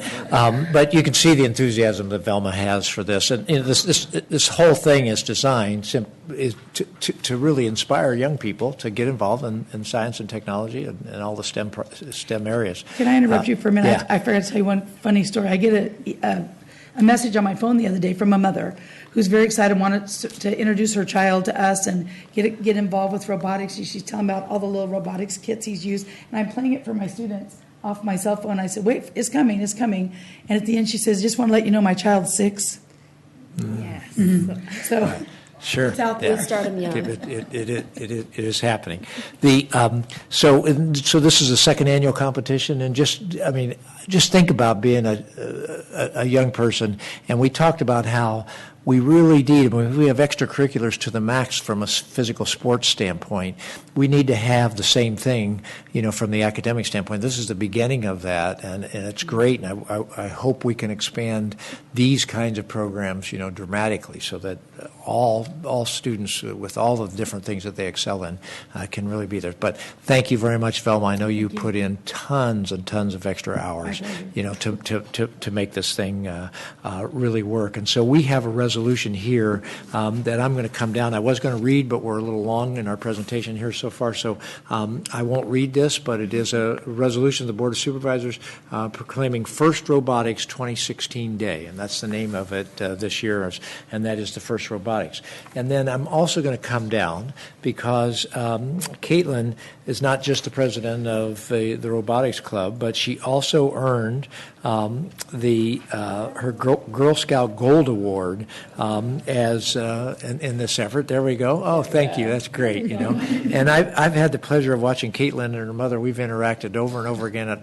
They're everywhere, right? And you go to events and there's Caitlin and her mother. And so over the years I've watched, and so it's just great. She's really matured into a remarkable young woman. So she won this, and this. So they had to create they're submitting a project for the Chairman's Award, which is separate from what they're doing with the First Robotics. And I had a whole different slideshow presentation, but to just show you how fast technology moves, Velma got here, and in the 15 minutes before the program started, we switched out our PowerPoint presentation and put in Velma's presentation here. There's some stuff in my PowerPoint presentation that after I go in a month or so, I'll show you, because I think it's just really good. It shows them launching Frisbees, and it shows you the actual competitions, and it's really joyful to see. But I'm really looking forward to going again, and just want to coordinate with you in terms of when I should be there. But Caitlin had to do essays as part of her. She had to do presentations for this Chairman's Award, but that she also had to do the community service that you saw at the Boys and Girls Clubs, and that makes a huge difference for young people. That you don't know who you touch and who you inspire, but you're standing next to somebody who has touched a lot of youth in her life. You don't know, Caitlin, how many youth you've already touched, and you won't ever know unless you get lucky and one of them come back. So I'm going to come down, but I have this Board of Supervisors honoring and congratulations certificate to Caitlin Rose Fastenal for a National Girl Scout Gold Award. So how about a big hand for Caitlin and for Velma. Turn around, show them the back. Oh, yeah. It's full. It's very full. My most prized one is the Girl Scout Gold Award pin. It's small, but it's very meaningful. Only 3% of Girl Scouts actually achieve the Gold Award. So I'm very proud to be one of those 3%. And I know it took a lot of time and effort to get that Gold Award. There are not that many. On top of everything else she's doing like this, right? Yes, particularly. Will you want Mike?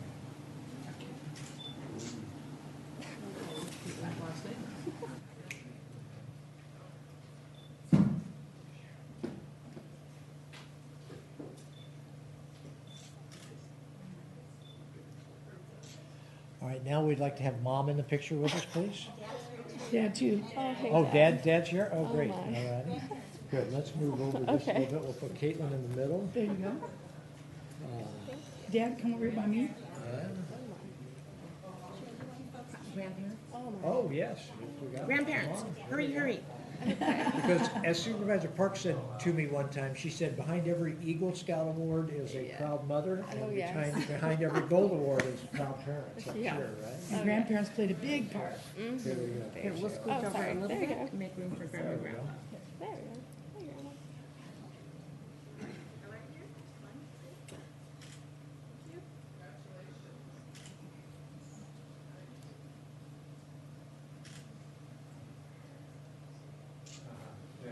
Oh, she moved it right when it Did it work? Small one.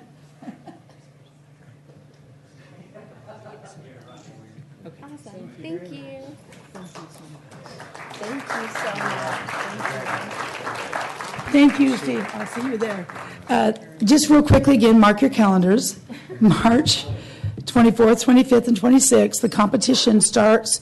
The doors open at 8:30 in the morning, goes till 5 o'clock at night. You're welcome to come and go as you please. The finals will be on Saturday, and that's probably going to be the most exciting part. But thank you ever so much for all of your support over the years. I am on the school board for Ventura Unified, and I've been teaching for the last 17 years, and there's no greater joy than to have an effect on the life of a child. Wonderful, thank you.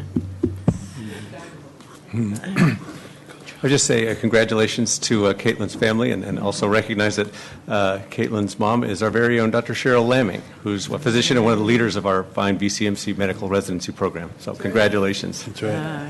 And Caitlin,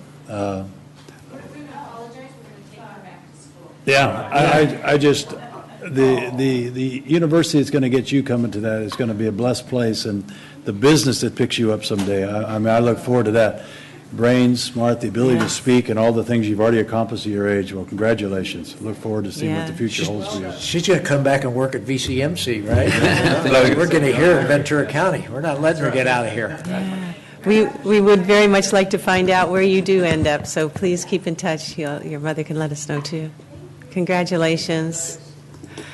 Well, while we're on the topic of inspiring youth, let's go ahead then to our next agenda item, and this is with the Oxnard College soccer team, and I'll turn it over to you, Yeah, thank you, Supervisor Madam Zaragoza. Chair. We go from academics to sports, and I'm really, really happy to see this young man here today from Oxnard College, the Condors, and it's an honor just to share this information with you this morning. I like to commend the Condors because of their outstanding teamwork in bringing the California Community College Athletic Association Men's Soccer State Championship to Oxnard. I think it's called the CCAA Championship Trophy to Oxnard College. And today I have a resolution that I'd like to share with the Oxnard College, and also a certificate for each one of the players. But with us today is Dr. James Limbaugh, the interim president of Oxnard College, and he's right there. And we'll bring him up in a little while to say a couple of words. Along with the doctor is Carolyn Inouye. She's the dean of mathematics, PE, health, athletics, and a few other things that she teaches out there at Oxnard College. I want to thank all of you for the good work that you're doing for Oxnard. You know, we're very proud of Ventura County, of all the good things we've just heard from Caitlin and the good things they're doing with robotics, and now we're working with sports. Additionally, we have Rick Post, the interim vice chancellor for Ventura Community College, here with us, and also Art Hernandez, our trustee for the 5th District, here with us too. The state's CCA championship head coach, Ross Greeny. Is Ross here? Right, he's the coach. And also we have Oscar Martinez and Mark Pinlack, is that correct? Yeah. And then Brian Hill. The Condors, whose sportsmanship and dedication to the true meaning of junto meaning together, working together as a team, brought this trophy to Oxnard College. So on December the 6th, Madam Chair, 2015, marks a very important milestone for Oxnard College in the lives of the men's soccer team for the Condors. Fortunately, they won back in December 6th, and due to the conflicts of going to school and going to work, we couldn't bring them here to commend them here at the Board of Supervisors, but they're here today. So what I'd like to also share is that, in a couple of words, that Oxnard College goalkeeper Eduardo Garcia and head coach Ross Guarini and Gustavo Navarro were honored by the National Soccer Coach Association, the NSCAA Federation. Eduardo Garcia was named the All-American NSACAA for securing the game-winning title, protecting these and saving the final moments of the victory in a 2-1 overtime win over Evergreen Valley College. Coach Guarini was named the Regional Coach of the Year for the NSCAA for his work and dedication to the team and school record of 19 wins.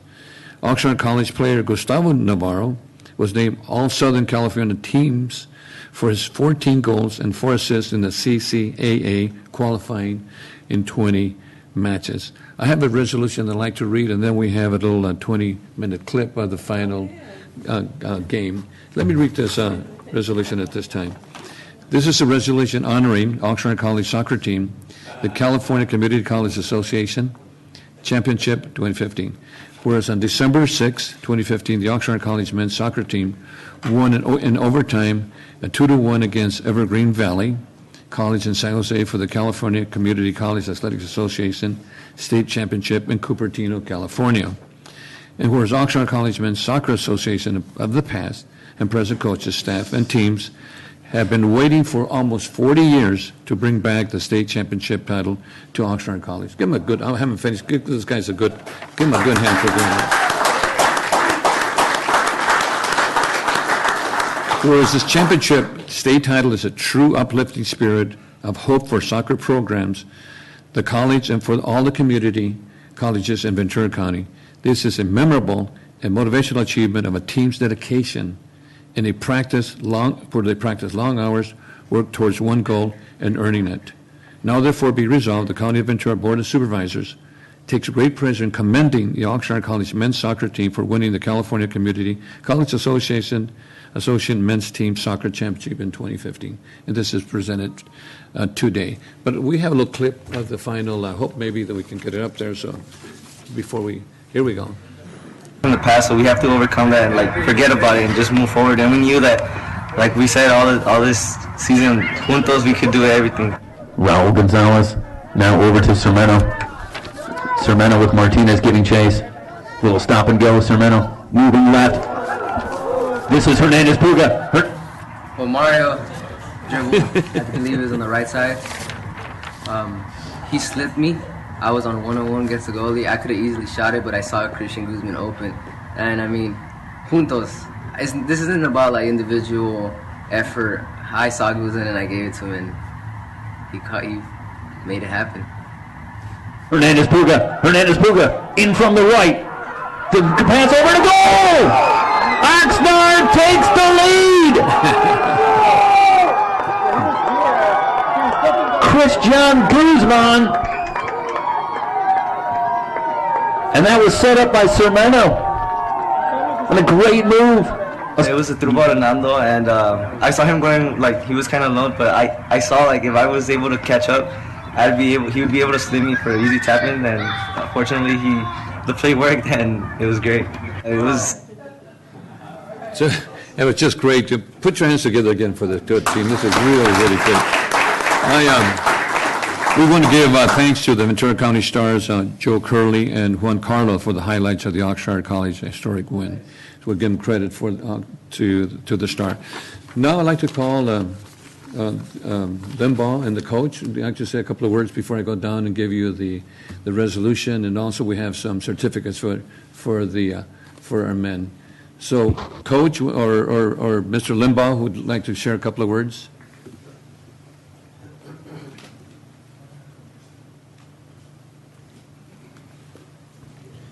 Well, first, on behalf of the entire Oxnard College community, we'd like to thank you for this recognition. I'd like to thank you on behalf of the entire Board of Trustees. We're so glad that Trustee Hernandez is here. Also want to recognize that our Director of Athletics, Jonas Crawford, was able to attend today. So, Jonas, thank you for coming. But more importantly, the most enjoyable component of this for me has been to watch a team of young men pull together as a team and understand that they're representing not only Oxnard College but the entire community.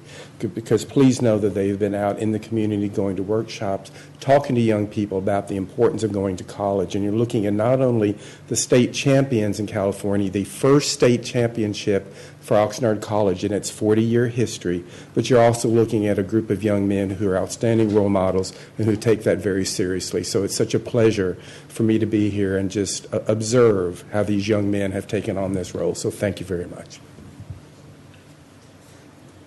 Okay, first of all, I'm just really glad that we never came up against Caitlin and her robots, because that was really impressive. So we stuck together all the way through, and that's always been our strength, and that's where juntos came from. Juntos in English means together.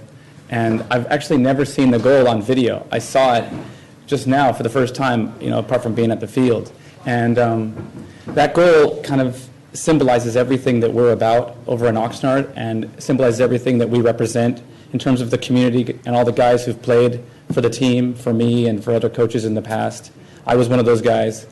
And as we played together and stuck together, there's amazing players out there on these other teams. There's amazing people. And the goalies can stop shots. They can do amazing things. But when you're together, like we saw Fernando decide to work together instead of try to score the winning amazing goal himself and play that unselfish pass over to Christian, that's what separated us. And that's what made us so great. And what I'm always trying to tell the kids in our community is that in our community, they're humble, you know what I mean? And they maybe don't believe they can get to places where you guys are. I mean, look, and now we've been to the Board of Trustees, we've been to the Board of Supervisors, we've been to the Oxnard mayor, and also Lalo and I got to go to the NSCA convention and receive an award. And the guy at our table was Tony DeChico, who coached the women's national team in 1999. And so we've just been kind of surrounded by other champions, and I think these guys deserve that because of the way they stuck together. And so I'm really humbled myself to be here even more, and I'm really glad I got to see that. And the one other thing I want to say before I let you say is back off.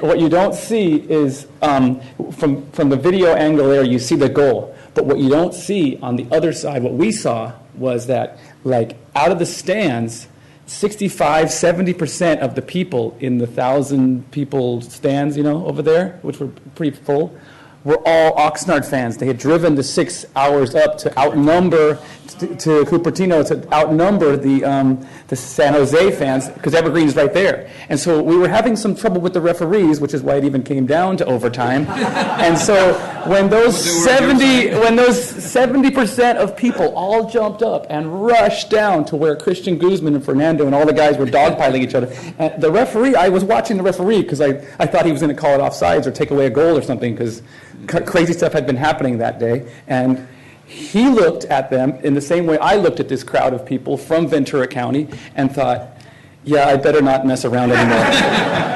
So thank you to them and thank you to the whole community and thank you guys for all of this. Let me, Coach, thank you so much.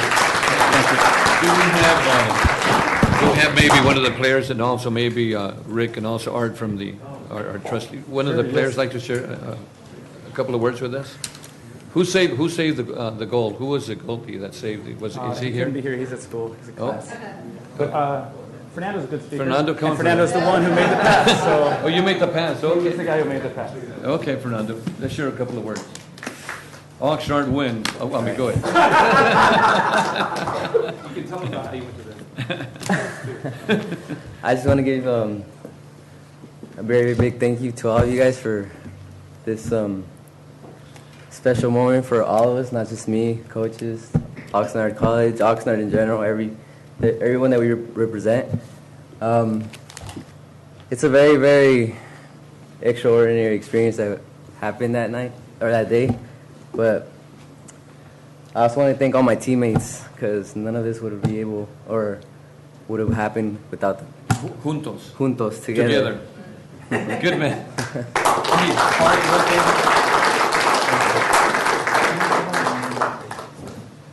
I know Art's he's representing the 5th District. I want to thank the Board of Supervisors for taking the time out of your busy agenda to honor our champions and to honor Oxnard College. When I first heard that we knew that they were moving on and they were going to win, and they were winning, and then when they brought the championship, it was very emotional for all the board, for all of us. But we've had a lot of championship teams. We have excellent athletics, Ventura, Moore Park. But this particular one for me is just that they represent a lot of the struggle that Oxnard College has been through, and what just to continue to with endless budgets and the kinds of things to do, and just kind of surviving and getting there juntos.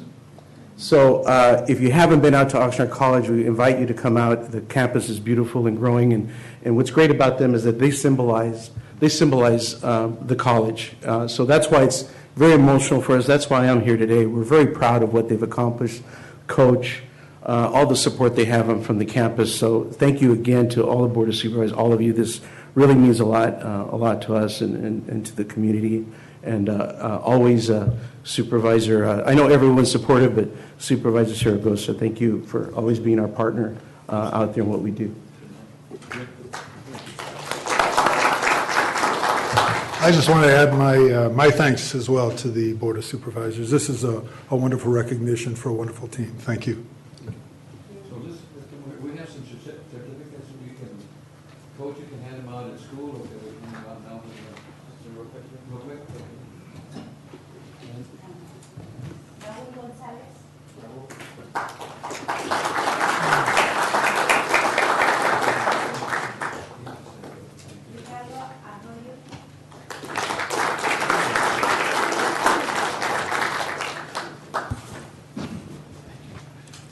Jerry Orozco, Oscar Martinez, Edwin Elizaraz,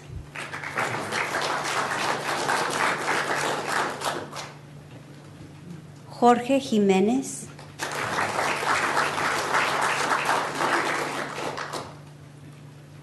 Daniel Aguilar,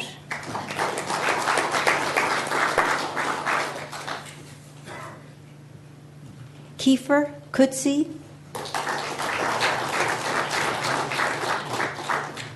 Fernando Hernandez,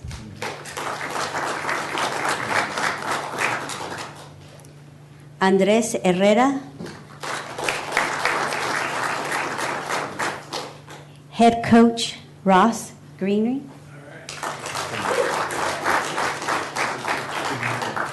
and I know that the coaches Brian Hill and Mark Pinlock couldn't be here today, but we have certificates for them also. Thank you so much. Let's take a photo here. How about the boss?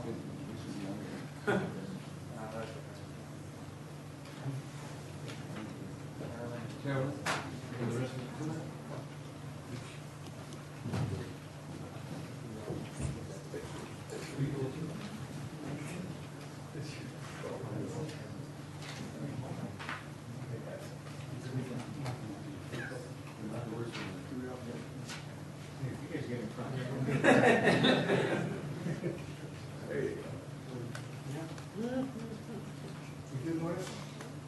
You're beautiful.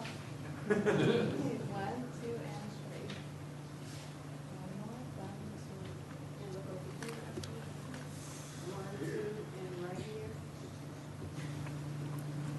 This will all be on Facebook.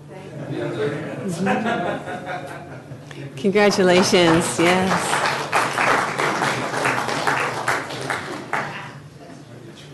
You not only distinguished your college, but also Oxnard, and then also the whole county of Ventura. So we're just so proud to have you. Thank you so much. Congratulations. Thank you. Thank you, Supervisor Zaragoza, for bringing it forward. We've had such inspiring presentations this morning, and sorry we're running a little bit late, but we are so delighted to be able to recognize a gentleman here for some long good and hard service to our county. So I'm going to turn it over then to Supervisor Foy for our item 21. Thank you. I appreciate that. And, these young men, it's interesting that you see some great representation, and a lot of times when you're young like that, you don't realize that besides your own team and what you did, you also represent the community. The community gets excited about what goes on in places like this, and it adds to them, not just theirs, but they're young enough. They probably don't understand that. I know being on teams like that you've won, and the whole community remembers it for years to come. So that was just great. Appreciate you bringing that. That was Good wonderful. role models. Yeah, very good. 12-year-old kids are Yeah. change their life. Yeah, it'll change their life. I mean, that was great. And then all of a sudden, you become a person like Mike Wesner, who's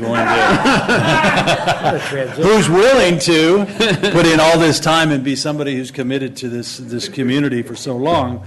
Anyway, but I usually don't, as most of us don't usually have appointees that come up here and we bring them up before the board. But in this case, how do you not do this with a guy like Mike Wesner, who spent 23 years serving the Planning Commission? I mean, that's a long time, right? Yeah, remember how long this really was. And somebody's willing to put, I know the pay is really good, and you make so much money on that, and it, but, just a little bit about Mike. Mike, is a veteran that was in the Marines during Vietnam, and, during a war that he served us, and I appreciate that you're willing to do that, and you continue to serve all those years. And with his wife Susan, been married for 40 years. That's wonderful, a great example for all of us. And the only reason he's not going to serve anymore is they decided they should be near their kids, and so they're going to move to Ohio and be close to the family. And it's going to be our loss with that. And he began his service as a planning commissioner in 1988 from Moore Park, and then he was appointed planning commissioner here in 1993. But, he also does an awful lot of other things. Let me read a few things out of this resolution that I thought was good. If I can see it, they write it so small here. But, he also is a resident of Moore Park, December 1982. He has been 8 years announcing the Country Day parades for TV. He was a Moore Park Planning Commissioner from 88 to 92, founding member of Moore Park Kiwanis, chair of the Moore Park College Foundation from 95 to 2007, Moore Park Boys and Girls Clubs from 92 to 2005, chair of the Ventura County College System Measure, $358 million bond oversight committee from 2003 to 2012. This guy's been involved in everything, and you look at some of the things that he's been involved with in our county, which is interesting. Supervisor, you've been around understanding a lot of these too. He's commissioner reviewed the West County location for the waste sites for Weldon Canyon, Tolan Road, the SMAR issues, Upper Ojai and Moore Park Fillmore. Helped develop the cell phone tower guidelines ordinance, worked with 10 Ventura County Greenbelt agreements. We also have use of homes as religious meeting sites, Amisan development, farm worker housing ordinance, right to farm ordinance, numerous zoning ordinance updates, conditional use permits, permits for lion, tigers, and bears, potbelly pigs, you name it, snakes, general plan updates for traffic, housing, other guidelines for orderly development, CEQA measures. This guy's been involved in everything, and we live in a county that we can all enjoy because of people like yourself who've been willing to do these kinds of things. But I thought there were some other interesting notes that we have to say about this guy. Besides he brought his analytical skills as an attorney, good sense of humor, and I think all that was good. A lot of people said, why did you keep Mike? This was from a former supervisor who you'd beat in an election. You know what? When you find good talent, you just keep good talent. And that's what you've got for a guy like this. But it's also interesting to note that Mike served on the commission with another current RMA person we have. Chris? Chris was on the commission at that time, too. It's been a long time ago. And he also worked alongside with our current planning director, Kim Pillard, when she was just an intern. So it's been a long time, and you've seen a lot of great growth in our county people here, and it's just exciting to see all the things you've done, and we just appreciate so much time, so much effort, so much knowledge, and I know that Kim sitting next to you wants to say a few words, Kim, and you want to bring Mike up with you, and maybe you can say a few things, and I know that she's going to sorely miss you on this. Thank you. Thank you very much. Chair Powers and members of the board, I just wanted to say a few words about Mike before we sent him off. And we are having a little celebration for him at our Thursday Planning Commission as well. It's at 11 o'clock if any of you want to make that. And we are sending him off with a nice 600 or 700 page document I sent him last week to read for our county's local coastal plan update, which, it's just, as Supervisor Foy said, I was an intern when I started here in 1995, so I haven't known anything other than Mike Wessner's really calm and guiding hand at the Planning Commission. And when you're new and when you're young, and we have a lot of young planners and a lot of people in the planning department are here, probably our whole department, to pay respects to him, because he is such a mentor to people. He has really contentious issues that have come before them, but he's always been very kind and gentle to the people in the audience that have so much at stake, to our permittees that have a lot on the line, and to our planners who, spent a lot of time and investment coming forward and presenting their case. And so he's made just a parcel full of wise decisions, and I've always been really happy to have his counsel, and I think we've just been beyond blessed to have somebody like Mike Wessner be with us for 21 years. So I just want to say I'm going to miss him terribly. But our planning commission is a great planning commission, in part because Mike has been on it, because Chris has been on it. When I go and talk to other planning directors and hear the rancor that they have in their planning commission, we don't have that. It's a very collegial, very smart, very intelligent, bright group of people who can agree to disagree but always get along. So you don't see any of that, and a lot of that is because Mike has been the steady person at the helm of that for so many years. So I'm going to miss you. And I'll have more to say to you on Thursday. I'm not going to cry.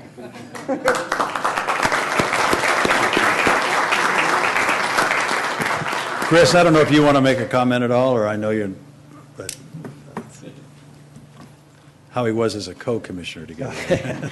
No, thank you for the opportunity. It's been a pleasure knowing Mike all this time, and serving on the commission with him he was a great mentor actually for me when I came on. I don't know where you might have even been the longest serving commissioner when I got there. Yeah, John had retired. Yeah. So it was great to work with them. I was just thinking about it as you were talking. We used to have to roll out the maps and put them on the floor behind us. And back then, our view of it was we would roll in a television with a video of a site visit. There was no PowerPoint. There was none of the things that we take for granted today, let alone the laptops and what have you. It was a little different experience, but it was great working with Mike. He was always very well prepared, and I would say, and you've already mentioned how smart he was, and proven by the fact that I think he and I agreed 95% of the time over the dais. But I think lastly, we did have a lot of fun as planning commissioners, and routinely, I think Mike and I would note that I was sitting on the left hand of the dais. He was on the right-hand side. But we got along very well. As Kim says, a very collegial group. It was an honor serving with them and an honor working with Mike all that time. And he will definitely be missed. I know that as a commissioner and a staff person for a number of years working with him. So we've been lucky to have him. Thanks, Chris. Appreciate that.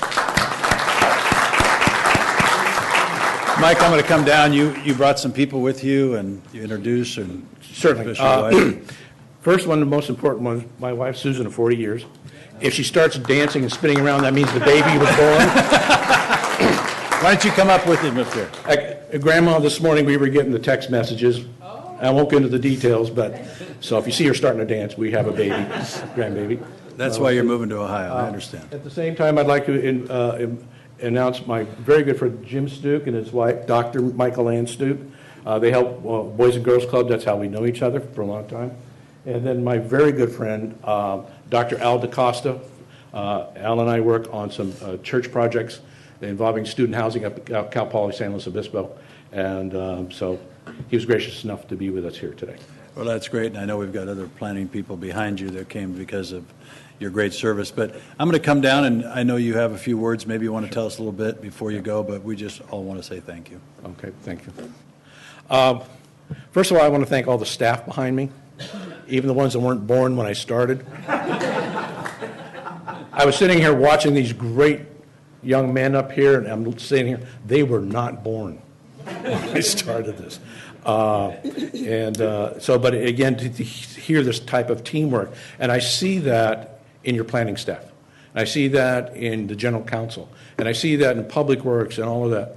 So that when people come before us, I'm amazed sometimes they don't realize the education and experience that staff, the clerks, all bring to provide this service. And you understand it's the public, and they're intimidated by the whole process. So that was the one thing right out of the blocks. I made sure nobody attacked the staff. I mean, they were there to do the tough job. They're the ones at the counter. And I learned a long time ago in law school, thou shalt worship the clerk. Okay? Otherwise, your case gets put at the end of the docket. I know how that works. Finally, it has been my privilege to serve this county and the city.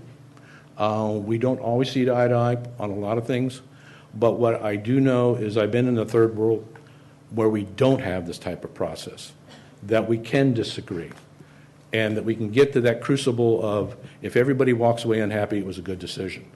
But that's all it was. And so I've always appreciated the process here and the fact that the public can come here and see that they can have their moment in time and be listened to. Not have us obey what they want us to do, but understand that they were heard. And probably my best example of that, if you were to ask me the one out of all the years, we had a hearing where a church was going to open up their K through 6 school. It's one of those things, you get the staff report, it's like nobody's ejected. Okay, this is going to be a half an hour meeting. And I arrived, there were 40 people from the community. I went, okay, the church brought their people down to support it. No, 38 people did not want it. That was very amazing to me. So you sit and you listen to it, and first thing you say, well, you know, there's going to be all the drug deals with the kids from K through 6, and you sit there and go, okay. The legitimate concern was the noise, you know, children running around in the playground, being happy, 10, 12 o'clock in the morning. Okay. I'm sitting up there, and I'm sitting there going, okay, well, that's a legitimate concern, noise. Then finally somebody, and Chris brought it up, we had the videotape, VHS, not beta, and they showed the traffic. Now, that is a legitimate concern when you're approving a permit. It's a small neighborhood, there's a lot of traffic, and I mean, there was a lot of cars. And the pastor, bless his soul, got up, reopened up the videotape, and he stopped it. He says, I appreciate the concern about traffic. He says, but if you look in the upper left-hand corner, you'll see that was Easter Sunday. So you can have the technical facts, you can have the reports, but sometimes you got to look at the bigger picture of what people are trying to present to you. And for somebody to come in and kind of shade it that one way, you know, it takes a little bit more of a judgment call than just paying attention to the facts. So if I were to say that's probably the one would emphasize there was a lot of technical information presented, but at the same time you had to, as a commissioner, step back and make what was the right decision. So what they say, you can always tell it's a lawyer when he says, I'll be brief. So with that, Peter. Again, you have a lot of people from planning back here. If they all stand up, and let's give Mike a hand for his years and your attorney.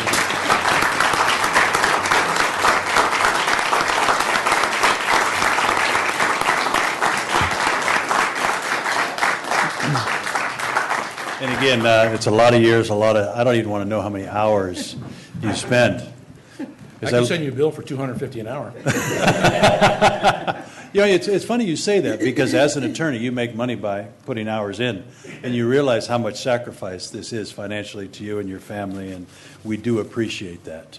I know some people will say, well, I'm retired, I don't already make an income, it's fine. But you really put a lot in, and I just thank you for all the time you've put, so thanks a lot. Let's just take a picture. Yeah. Madam Chair, Supervisor, I want to thank Mike Wester. I'm not sure if he remembers me or not, but Kiwanis. Oh, yeah.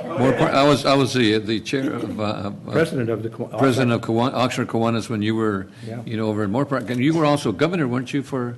Well, Susan was the first lieutenant governor. First lieutenant governor Kiwanis. A few years later, right? Yeah. But I want to thank both of you and thank you for the 23 years of service. And you're heading to Ohio. Are you voting there tonight? Yeah. Ohio? Yeah. Ohio. Well, let's just say we'll see what happens. But I want to thank you again, and it's just a pleasure, you know, that I know you've helped the county tremendously. But in Kiwanis, you also did a lot of good work and helped us out too in Oxnard Kiwanis, and we worked together in partnership, juntos. Juntos. Thank you. Thank you so much. Mike, Gracias, Jefe. Mike, if I could say, I've had a number of planning commissioners roll through. Every one of them's made a real positive comment about serving with you, so I wanted to pass that on. Thank you. Thank you. Appreciate it. And Supervisor Long? Sure. Just thank you. Wish you the very best on your next adventure, and celebrate being a grandparent. Yeah, and I too want to just thank you. We have so many wonderful folks that serve on committees and boards, and sometimes we just don't appreciate them enough. And I hope you know that you were appreciated very much for the really sound judgment that you provided, and a lot of really thoughtful consideration that you gave to the applicant. So we really appreciate that, and I know our loss will be your wife's gain as well as the whole state of Ohio. So congratulations on the new babies, and it's wonderful. Family's the best, and it's nice that you're able to do this. So congratulations and thank you. Thank you, Letta. Let's take a picture. You want anybody special in this with you? Let's just look at our just the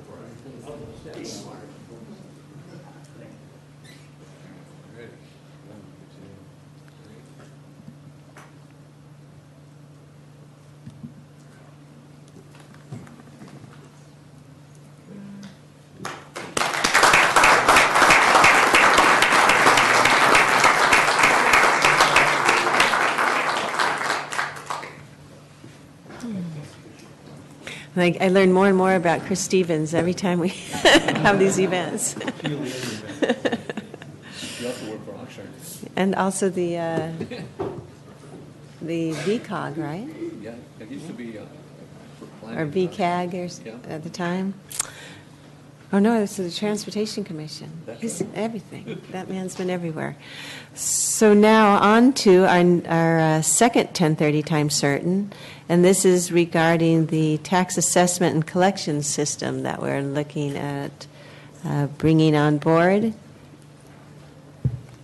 Good morning. Good morning, Chair Parks, members of the board, CEO Powers. For the record, Mike Pettit, Director of IT Services.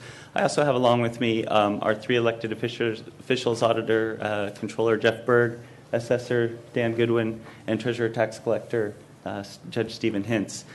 Today before your board is a proposal to innovate a new property tax assessment and collection system. And that's why I appreciate some of the comments made by CEO Powers this morning on Startup Weekend, because we are innovative here at the County of Ventura, and that's why I'm excited about this project. And another note, I intend to fight the healthcare agency for Caitlin, because I'm looking at a robotics program in IT services as well, so we've got a battle on our hands. I'd start paying her parents early for that. Yeah, That's quite a talented girl. Exactly. Well, you've heard a little bit about our current property tax system that we have here in Ventura County. It is 30-plus years old. We have segments of the programming code in that environment that actually are probably exceeding 40 years of growth. So we've gotten every bit of equity out of that. We also have a very rare computer programming language involved with that. It's really only used largely in Australia and in some systems in the state of New York. So it's very difficult to find some personnel that knows that knowledge walking off the streets and or to recruit people who want to invest in learning that knowledge. It has limitations in the area of reporting, and then much of the functionality is still handled, as our auditor controller can attest to, in spreadsheets in some of the apportionment area. The proposed system that we're presenting to you today will redevelop this system in an integrated fashion amongst the three primary agencies, the assessor, auditor, controller, and treasurer tax collector. And here's a very simplified process flow, and I have to emphasize that. Very simplified chart here, but effectively all of the information about property and its enhancements, et cetera, from permits and improvements, and then also the clerk recorder's office is funneled into the assessor's office so that an accurate evaluation of the property can be made. That valuation is established with including a number of factors, as you're all well aware. And then that role is presented to the auditor controller every year for application of the appropriate tax rate special assessments. and then a tax collection role is established and provided to the treasurer tax collector for collection. And then finally, once all those collections are made and audited, the auditor controller turns around and apportions that out to all of our county, cities, and special districts. And so that's the process that we're talking about here in system replacement. What we're proposing to you today is a project where we would actually develop this replacement system in-house. Your board previously approved a project almost 3 years ago to this date using a vended solution with a vendor that was unable to deliver for us here in Ventura County after almost 3 years. And I'm happy to report that due to the great work of our county council and our elected officials and their team representatives, no money was spent on that project. So that's a testimony to the caliber of the contractual and procurement and the business folks across all these agencies. So what we're presenting to you today is a project to rewrite that system in-house. And I'll talk to some of the thought and the justification and the research for that and the opportunity that exists now that didn't exist then in a couple other slides. The total cost of the project is $13.3 million in round numbers. That does also include approximately a 30% contingency budget, not including the post-implementation support facilities and hardware and software licensing. So that is a sizable contingency budget to accommodate any unforeseen concerns that may arise during the project. We feel very comfortable that that is more than enough to complete the project. And if none of that contingency fund is used, then the cost of the project will be substantially smaller than what was originally proposed. Looking at an operational cost comparison. What is the standard contingency that you normally see? That's usually in the 20, it's anywhere between 20 and 30. That's a reasonable amount. It is? And if you look at construction, it's very similar, usually 20%, okay. to 30. So I would say this is errs on the conservative side, yes. A little higher, but we have no intention to need that amount of money. But we don't want to come back to your board and ask for additional approval. Okay, thank you. Looking at the operational cost comparison over the 6 years, looking at if we stayed status quo with the existing mainframe system versus moving to this new system, we're looking at about a 7.7-year ROI on this investment. So, and that's actually if we spent the full amount of the project. If we don't dip into that contingency, then the ROI becomes less.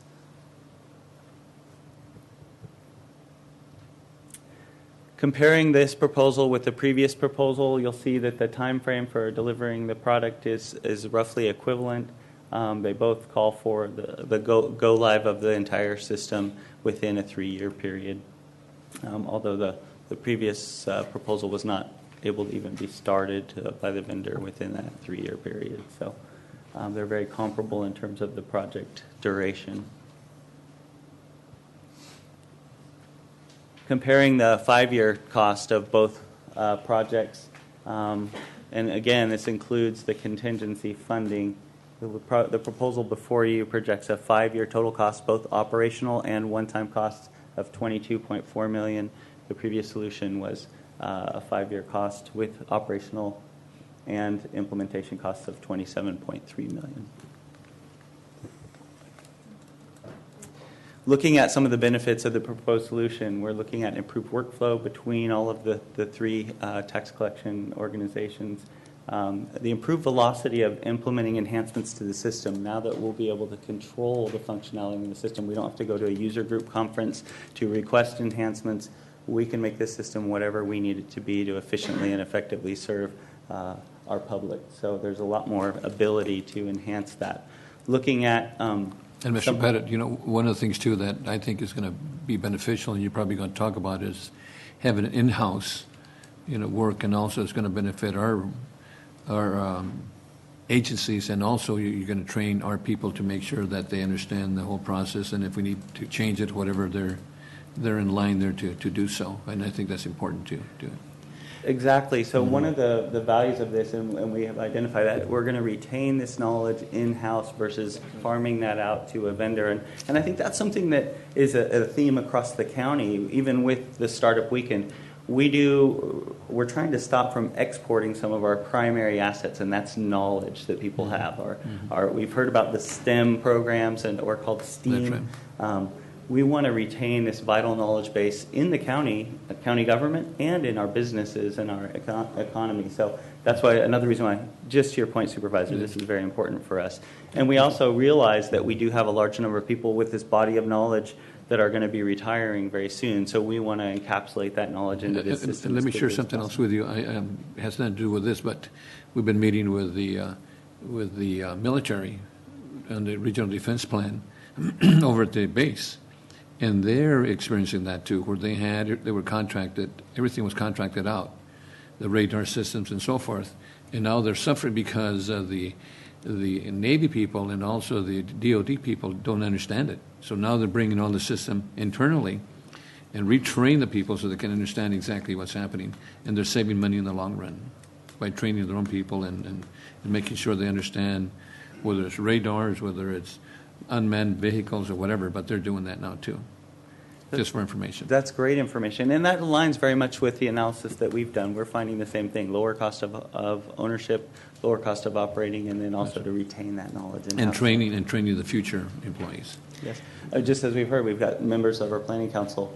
After a long 10-year body of knowledge, we don't want to lose that knowledge. We want to retain. Does that include the judge also? Yeah.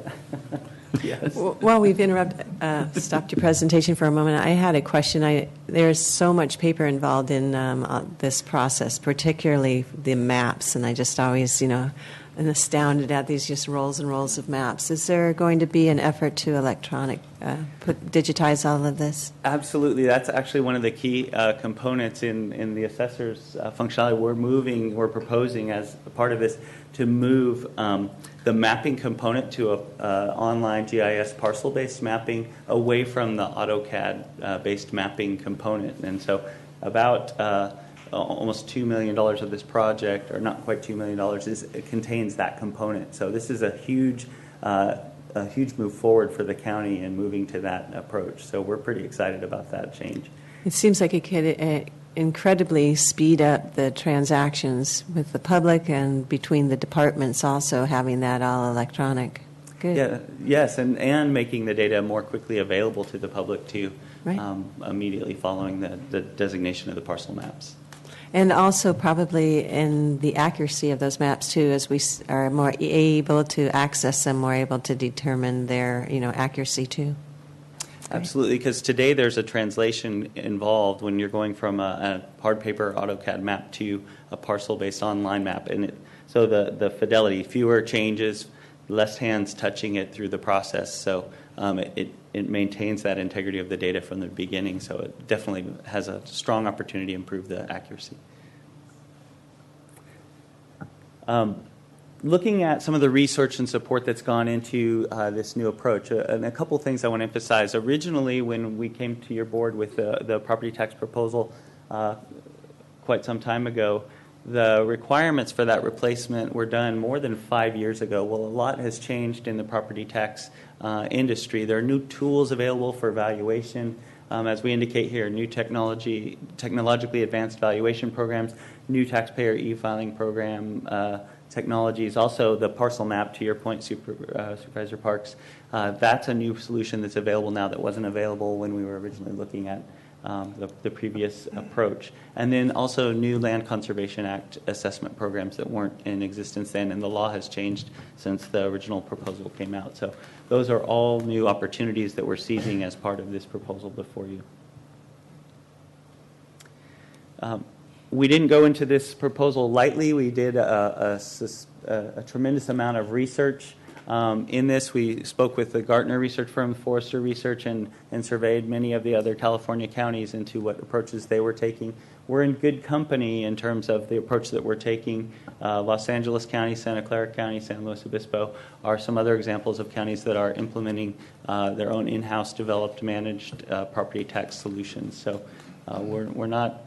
Although I would agree that this county would not be afraid to venture out on that alone because we are innovative, we also believe that there is support in having other counties join us in this direction. So although I believe that the system that we will have will be a leading example amongst California counties. And we've demonstrated that in other custom projects that we've done here. Our Vestigious criminal justice application, arguably much, much larger than this property tax implementation, still a remarkably innovative and advanced criminal justice system that's allowed us to further build on that with things like ICOP, et cetera.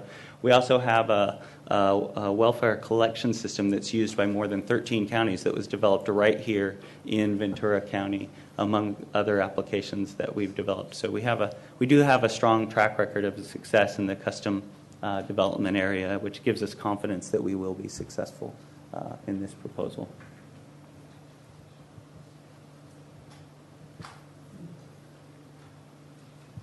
So with that, obviously I would be happy to entertain any further questions, and we appreciate your board's consideration of the proposal before you. Comments or questions from the board on this? Yeah, let me make a comment. We went to this meeting a couple weeks ago on this whole deal. We sit on the oversight, and Supervisor Bennett and I. And this was pretty good information, but it got down intense on some of the issues, and I asked a lot of questions, and I appreciate their openness and honesty. And because in the beginning, why didn't we do this before and everything else? We looked at it. We thought there was a solution that came off the shelf somebody was building for us, and it would have been really good. And it just didn't work out. And you know what? I got to be honest. We were blessed that it didn't work out for us because it's not working out for other counties, and they're spending lots of money, and things aren't going very well at all.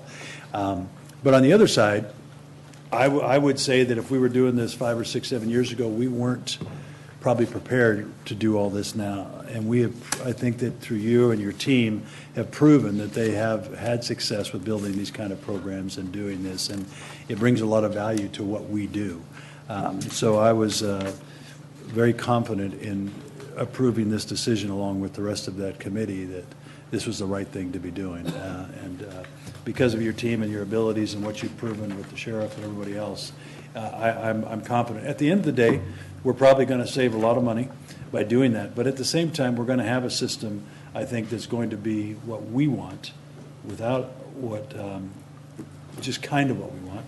And at the same time, having people in-house that you can now count on, hey, we got an issue here, somebody in some department wants something, let's get on it without having to wait and hope there's 10 other counties that want the same thing so you can get that done. As a person who has these kind of systems in my own business, it's difficult to have to do that side of it. But then we're going to also have a lot of great in-house staff that programmers and people that want to be part of these kinds of things that I think add value for us in the long term. And they'll be able to come and say, wow, this county has that kind of ability in-house, and they'll build these kind of systems. And anyway, so I look forward to what you're going to accomplish here, and I just want to say to the rest of the board who doesn't sit on this committee that the confidence that you've shown with your staff and your people doing that really makes this an easy decision to go along with. So congratulations on your opportunity to do this and for the excitement what the people are going to have. And we're finally going to get a system, hopefully in 2 or 3 years, that I know the auditor and the tax collector and the assessor and everybody else is going to be happy that they have. So thank you. Thank you. And just to echo what you've talked about, I'm appreciative. We have a county that looks at these types of projects in great depth. At the ITC, some excellent questions, and the discussion was very good, looking at what are the risks associated with the project, what are the rewards, what are the value. Do we have every chance to be successful at this? And that's the great thing about this county. We also have the Financial Planning Committee that reviews the financial component of this.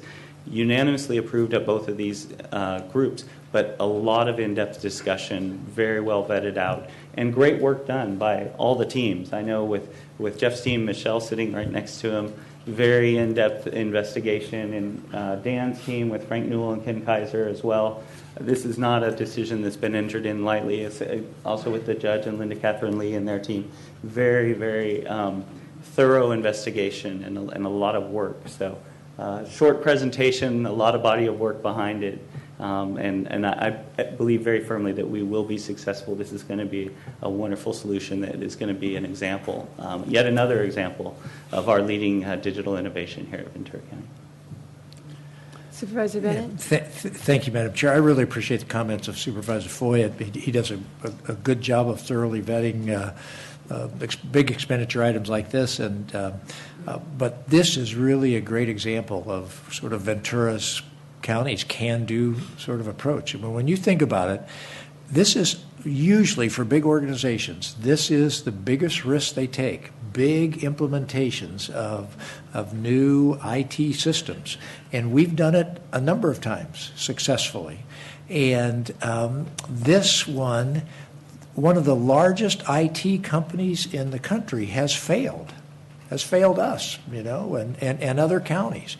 And instead of hiding, go, wow, this must really be tough, we instead are taking it on, and that's this attitude that we can do it cheaper, we can do it better, and we can end up with a product and employees that'll be around and sort of break that chain of constant dependency on those. So I can't say enough about this. Is the public sector. I mean, there's all this, run it like a business, and business always does it better, and public sector employees are inefficient. And this is the example of public sector doing it right, because there are a whole lot of people committed to the mission here.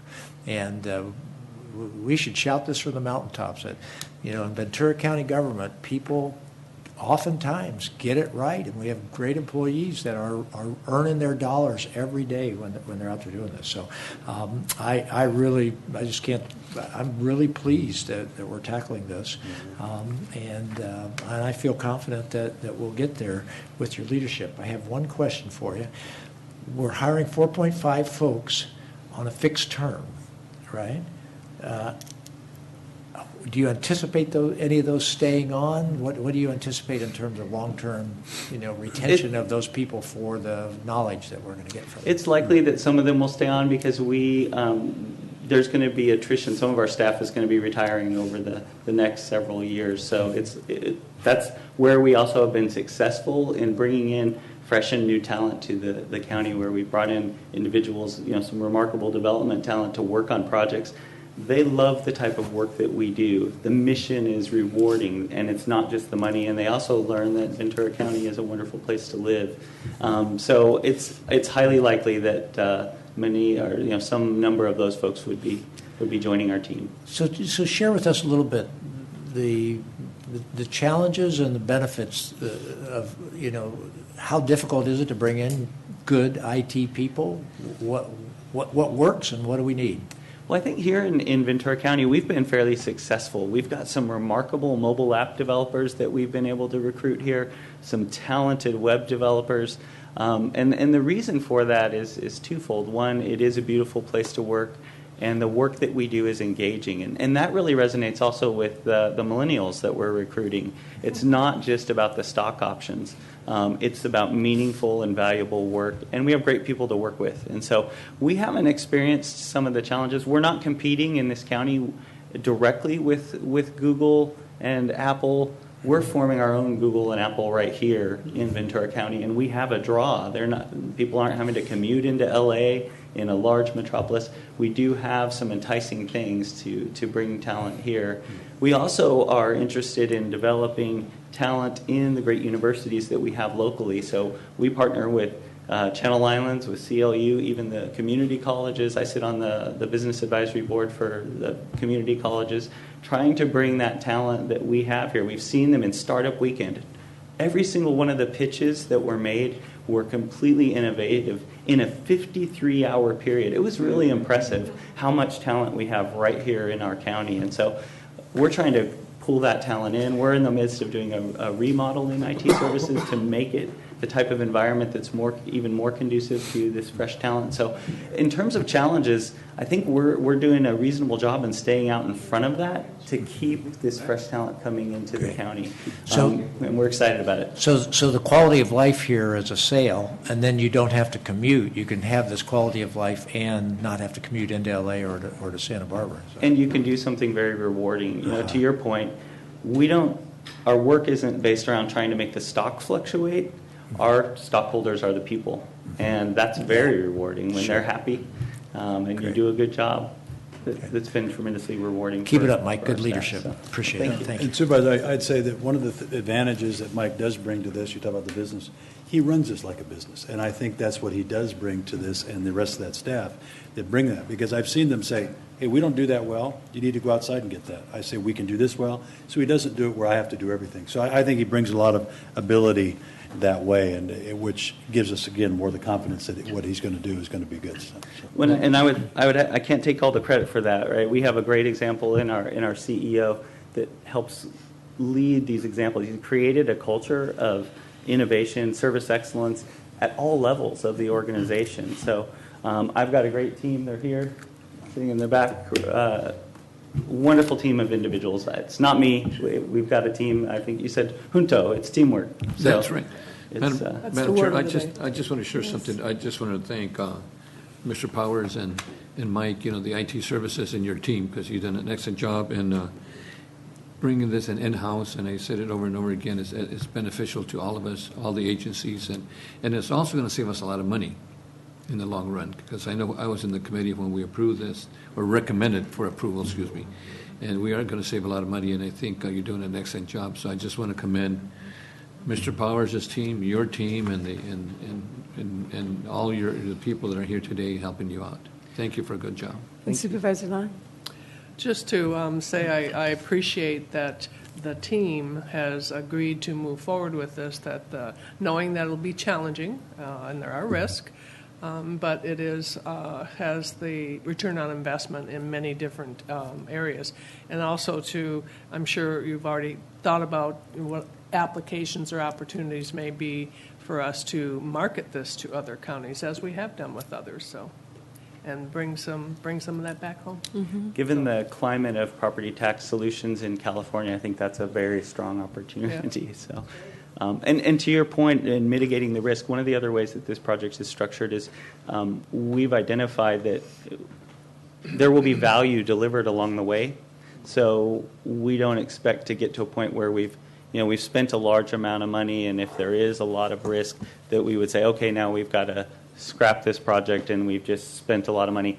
There are components in it that individually will provide value along the way. So it mitigates the risk in a project of this size very much, where we believe that that incremental value is such that the whole project wouldn't have to be scrapped if we ran into something that was unforeseen. But we don't anticipate that. But the point is, it's structured in a very conservative way that we won't lose the entire amount of the value if for some reason we had a substantial challenge that we could not overcome.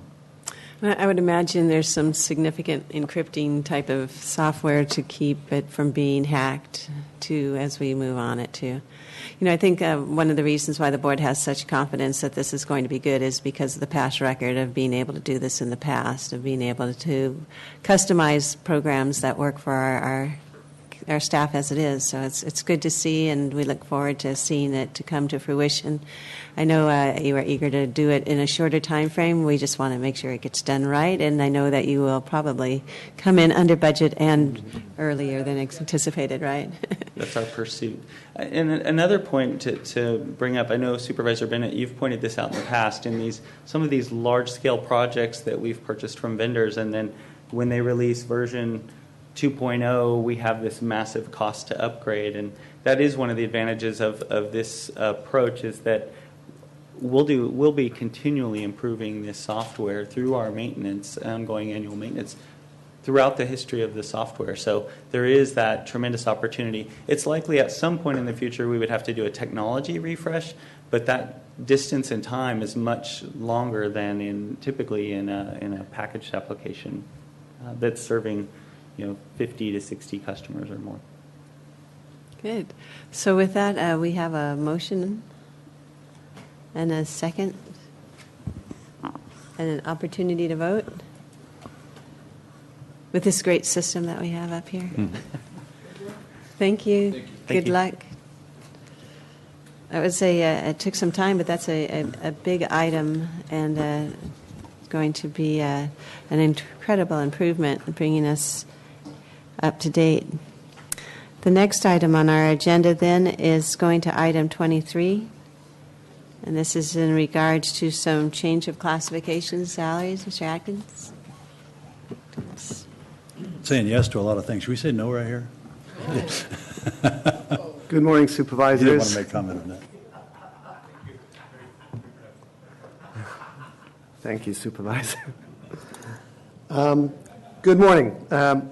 Supervisors, CEO Powers, I'm Sean Otten, your Human Resources Director. So with this item, we're recommending a variety of classification changes. 2 new classifications, 2 amendments to classification ranges for 2 positions, and the introduction of an ordinance for classification, placing the 2 new classifications into unclassified service. So with specifically the adoption of a resolution to establish a new classification for the Chief Deputy Director Human Services Agency is what we're asking for.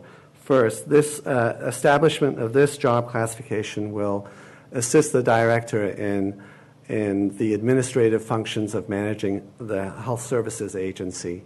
As you know, over the last 4 years, the volume of the caseload volume and the complexity of work in that agency has increased, I think, tremendously. So this introduction of this classification is recognition of that complexity, and it aligns that agency with many of the other agencies within the county as having a chief deputy director position. So regarding the salary level, we looked at internal parity and reviewed the internal parity considerations and have recommended a compensation at a midpoint between the director level and the deputy director level as the maximum salary range. The second item that we would like to recommend in this is the adoption of a resolution to establish a new classification, County Chief Financial Officer. And this has the responsibility of oversight of all county budgetary and financial activities. It ensures the integrity of the system and serves as the principal advisor to you and the Chief Executive Officer on all financial matters in the county. The establishment of this classification will more accurately define the specialized function, the financial nature and requirements of this position. So we feel for that reason it's appropriate. The recommended salary assignment maintains internal equity with the CFO hospital classification. And we should note that while the maximum salary range for the position is approximately 8.5% increase from the assistant CEO, it does not actually confer or represent an actual pay increase from Ms. Rodriguez, who has been acting as a Chief Financial Officer for the hospital at this time. So due to the scope and complexity of both of these positions classifications that I just mentioned, we recommend that we introduce the ordinance to place these classifications into the county's unclassified service. We should also note that if the board concurs with this recommendation, the second hearing to adopt this ordinance will be set for March 22nd, and the ordinance will become effective 30 days thereafter. Note that the board letter incorrectly states April 12th as the adoption date of the ordinance. So finally, with this action, we recommend that the salary ranges for the Director of Animal Services and Deputy Director of Animal Services job classifications be amended by approximately 14%. Our recommendation, I feel, retains the county's competitive compensation as compared to surrounding counties. It's based on the results of a salary survey that we've completed. As is currently our practice, we conduct similar surveys, and we're conducting a survey right now on a broad array of classifications for represented and non-represented employees. Obviously, with the represented employees, we'll use the results of those surveys in our collective bargaining negotiations, and for the non-represented employees, we'll bring them to your board for approval.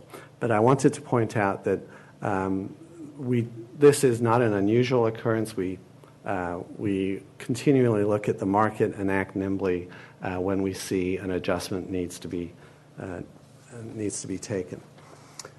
With that overview, I'm prepared for you to ask any questions you have. Thank you. Madam Chair, Sean, I've had some calls regarding the Chief Deputy Human Services Director, and the question two questions here. Is that going to be open recruitment or in-house? And number two, will that be handled by your HR or HSA or HR? Thank you, Supervisor, for the question. It's our practice to have an open, competitive process for these at-will positions. Specifically, the Chief Deputy Director for the HSA position, we will recruit at the CEO HR level for that. We'll, of course, work hand in hand with the director as far as the job requirements specifically and the dates and so on. But we will advertise in industry journals. We'll conduct a national recruitment. We will, in CEO HR, receive the applications and qualify them as to the minimum requirements if they meet those. We typically also then make recommendations to the appointing authority as far as an interview panel.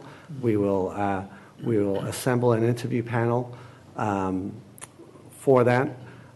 We will also recommend which of the candidates should be interviewed as the first round. So it's going to be open and it's going to be performed by your office? Yes, sir. Okay. Thank you. Real quick, Sean, I appreciate you bringing this. We've been doing this for a long time, trying to get a lot of these leadership salaries up. And as we see here, I mean, we're 18% behind on our person for animal director and way behind there. And we're trying to get this, within that 5% or so behind or above, kind of in that area. So appreciate you finally bringing this together. And we want to keep the talent, especially the talent that's doing a great job. And I noticed that even with the CFO situation, you've expanded those, what we had before from that CFO. So a lot of good things that are happening here. So I appreciate you working hard to get these things done and try to move some of these positions where we need them to be. So thank you for that. Thank you, Supervisor. All right, with that, could we have a motion?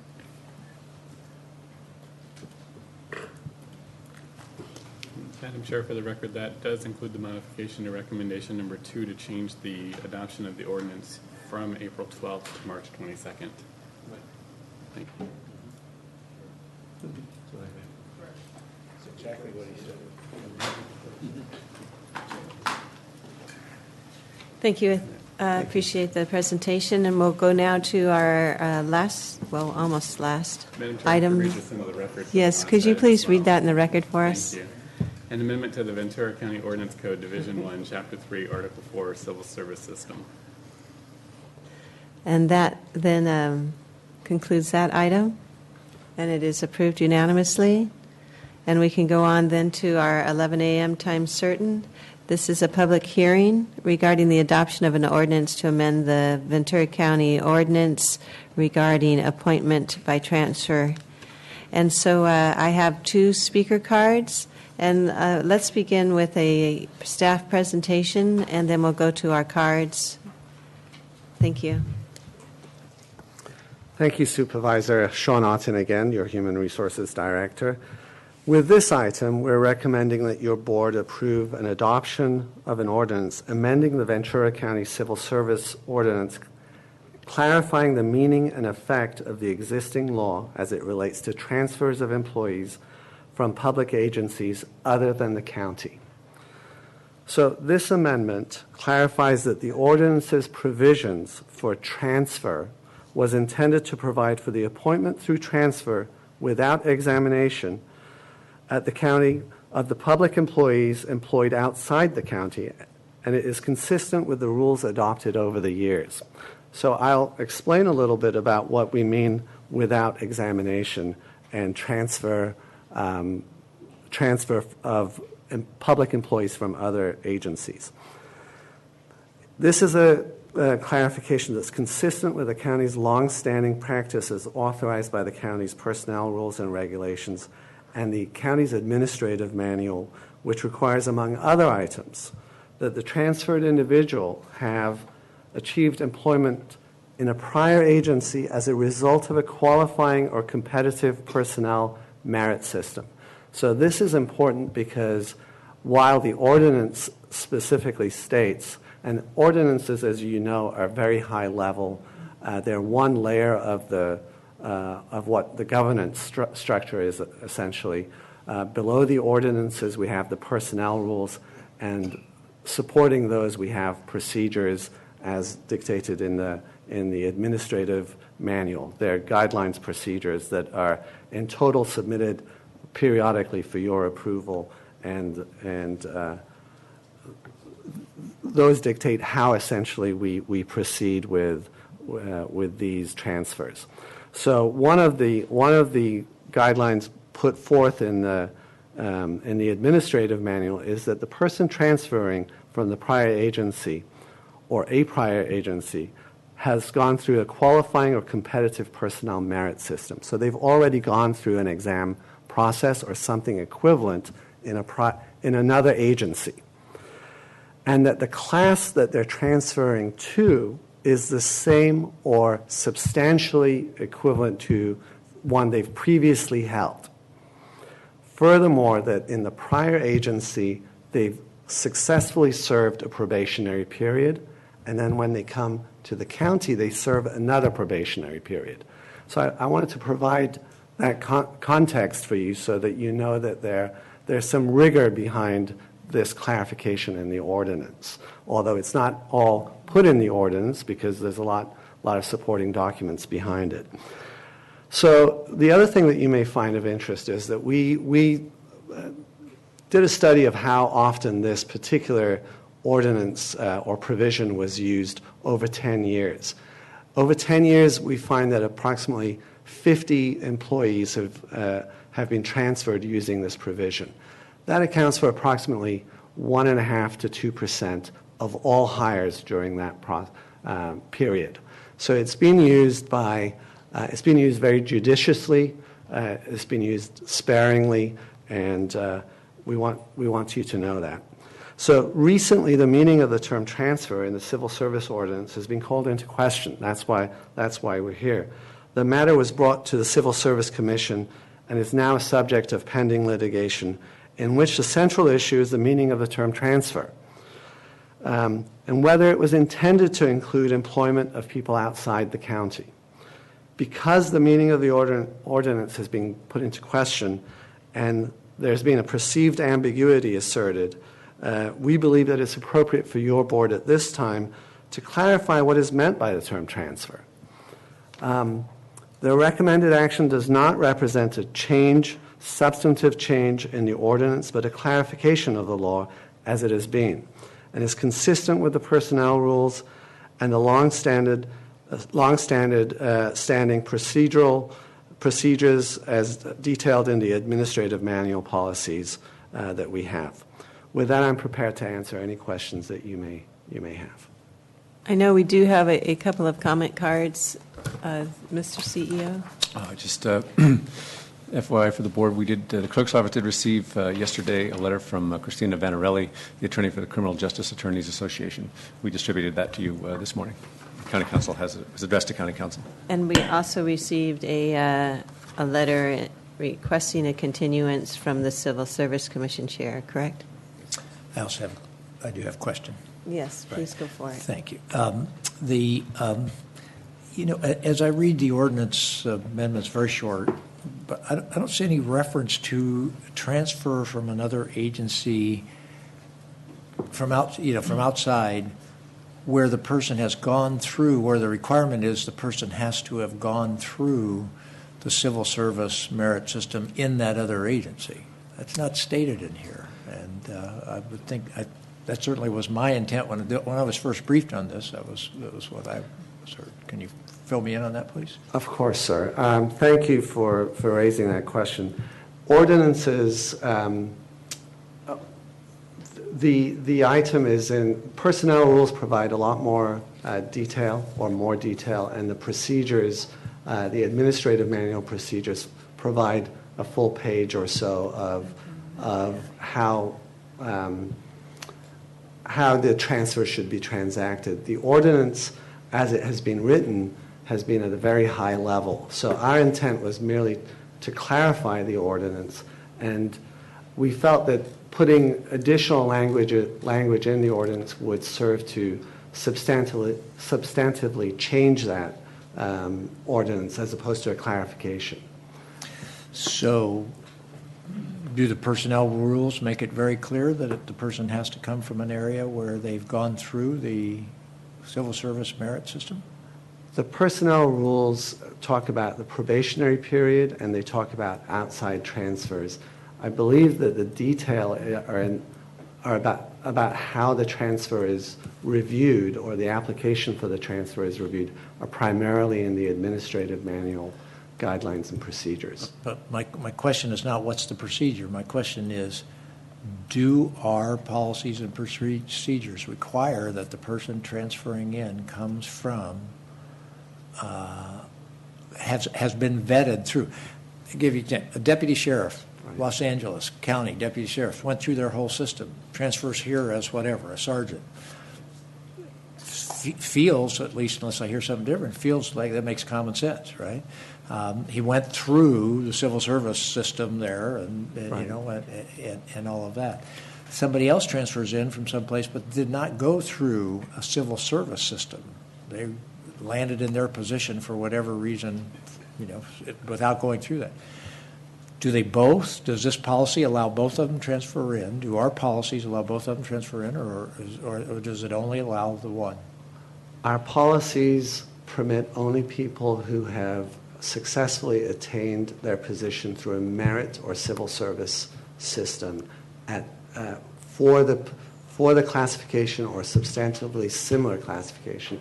So I want to address that directly, sir, in that if a person has attained their position at some point in their career through the civil service exam or a similar merit system, say of a county, and then say that person has promoted within that other agency's ranks, say to an at-will position. It has been our position when we look at the transfer that we will look at their original successful completion of the merit system or civil service rules of that other county, and we'll look at that classification which they originally went into and determine if it was substantially the same as the one they're coming into in this county. And if those match, then we will accept it. So is that clear in our written policies? That's something you can Yes. show me is clear someplace? I believe it is clear, and I'd be happy to show you what's Thank you. in the procedures, yes. Thank you. Supervisor Foy? So I understand then, so like going back to Supervisor Bennett, if you're a police officer, you come from HR department in LA County or something else, it's pretty straightforward. Before you even can be offered a job or offered an opportunity, the research is done in the back to make sure you went through one of these kinds of systems, the same before that's happened, right? Yeah. Yes. Yeah. I mean, Yes, it's pretty straightforward. I can confirm that the department or county agency that is reviewing the application or the transfer list first has to go through CEO HR and gain CEO HR's approval of whether they have met those requirements as outlined in the administrative manual. Okay, great. That's what I wanted to hear. Any other questions at this time? We do have a couple of comment cards or speaker cards, so at this time I will... Let me clarify one other question, just as I'm wrestling with this. Excuse me for the interruption. No problem. I'm just going to use generic terms. So I go through the civil service system and I achieve level A, right? Yeah. And then I get to levels B and C. I got to those were appointments or whatever. Yes. I didn't go through civil service to get to level C. Now, when they then come to our place, are they restricted to applying to level A, or can they come in at level C? Well, I can tell you, Supervisor, that not many of these, to my knowledge, have occurred, but the one that I'm familiar with, it was not for the elevated at-will position. We did not transfer the person to that more advanced or appointed position. We brought him back. It was put to a level that was similar to the one that they had previously gone in through the merit system. Thank you. But is that our policy? Is that explicitly written as it's explicitly written that the classification you're coming into shall be similar or substantially similar to something you've previously held and attained through the merit or classification system. I'd like to just, if I'm misstating anything, refer to council Yeah, so let that me they can address clarify. it briefly. Well, on that particular question, the administrative policy manual requires the individual who's transferring achieved employment in the qualifying class, which is the similar class he's coming over into, as the result of a qualifying or competitive personnel merit system examination. So they have to have achieved that status in the county, let's say, that they are coming from as a result of an examination. And part of the administrative policy manual is the HR director reviews all of this and must certify that this transferee has met all of those tests before that transfer will be allowed. So all of this is reviewed by the HR director to make sure all the paperwork's in order and the person's qualified. Thank you. One additional note, if I may, it's a merit system or a civil service system, and counties may have either. And I raise that because examinations in the merit process can take a variety of forms in many different counties. So I say that because it explicitly is the case that some counties have a merit system. As you see, this makes no changes. It clarifies what exists. It's not a substantive change in our opinion, yes. Thank you. Okay, let's go ahead then, and we'll do some of our speaker cards, and then return if we have more questions for staff. So I have Christina Vanarelli, followed by Richard Schimmel.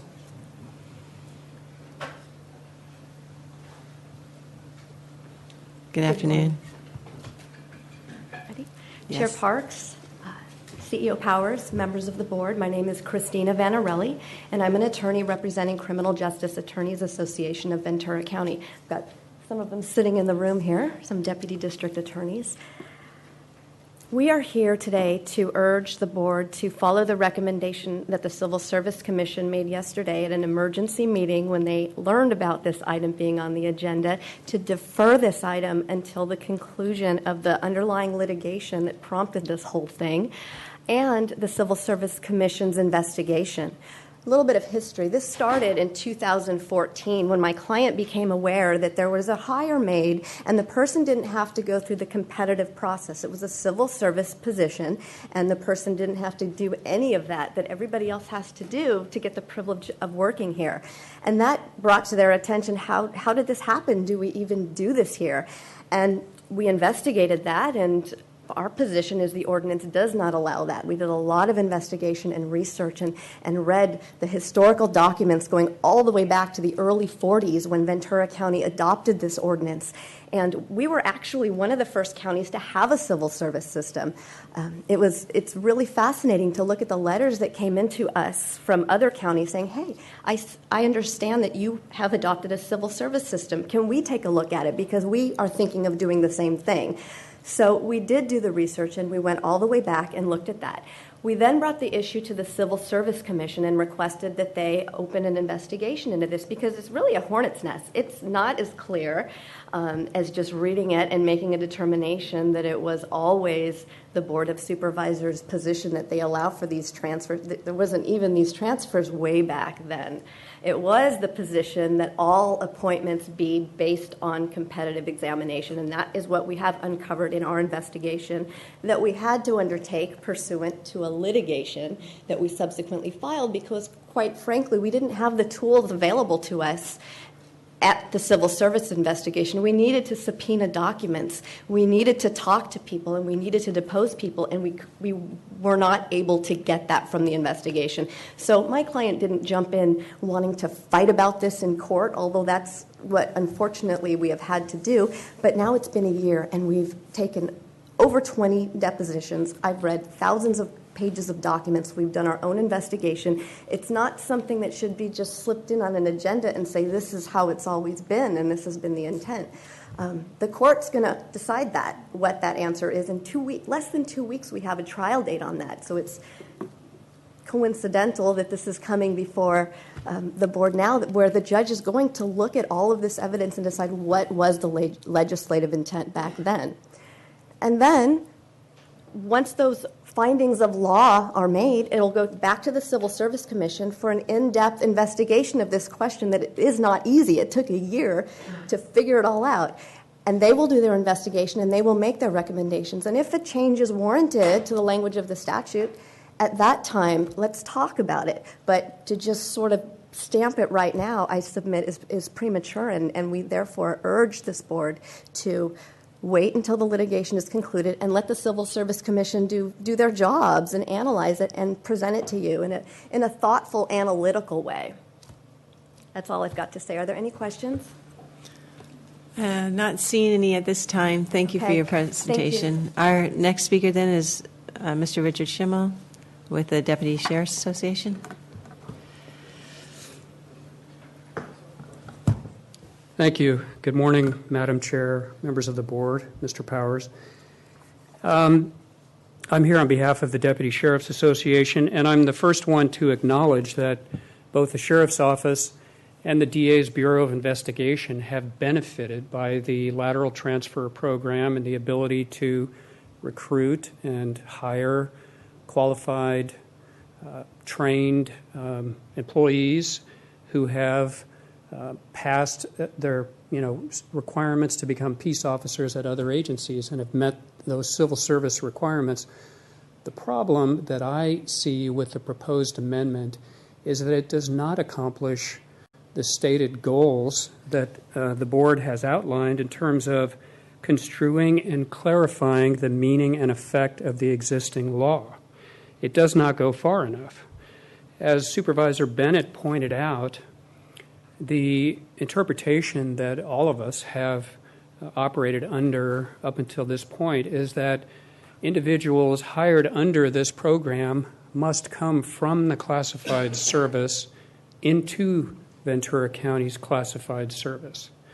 That is the reason for the addition of the language in the amendment that says without examination, because Ventura County can have some confidence in the fact that these applicants have passed a similar, if not identical, but similar stringent civil service requirement to attain their positions. And I'm afraid that Mr.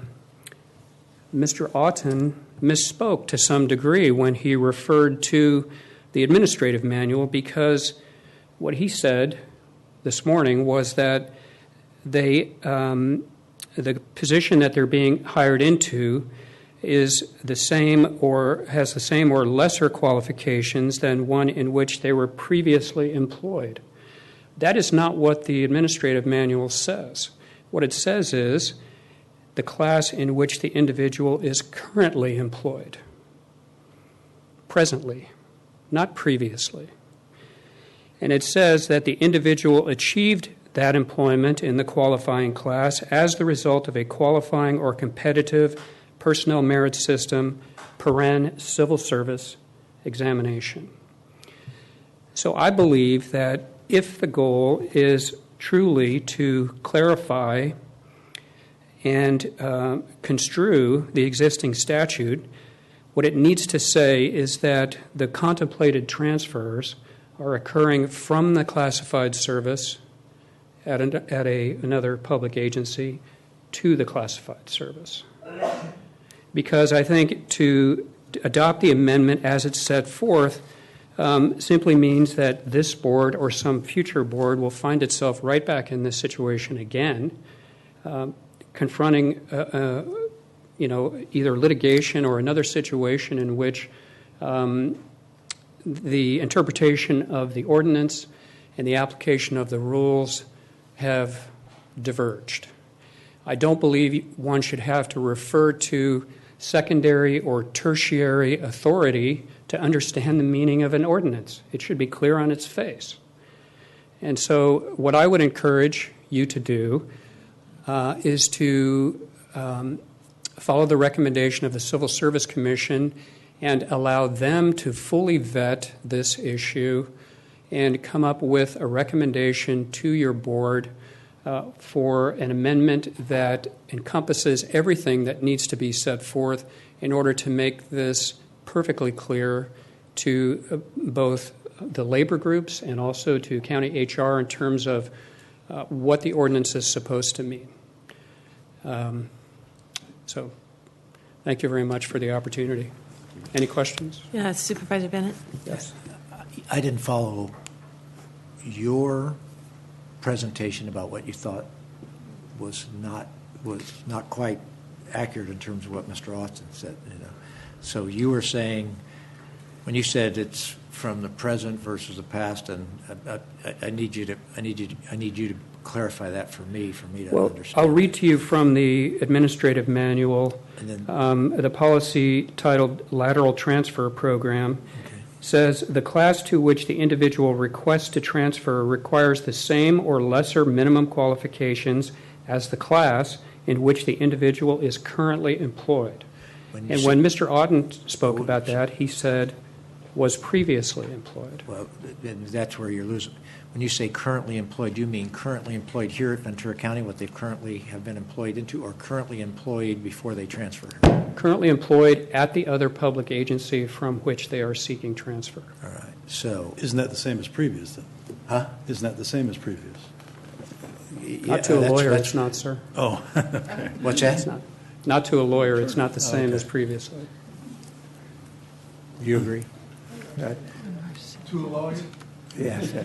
But I really just want to catch Mr. Schimmel's It is different, but it raises one point, if I may jump in, without getting too much in the whole structure of the ordinance, the personnel rules, and then the policies.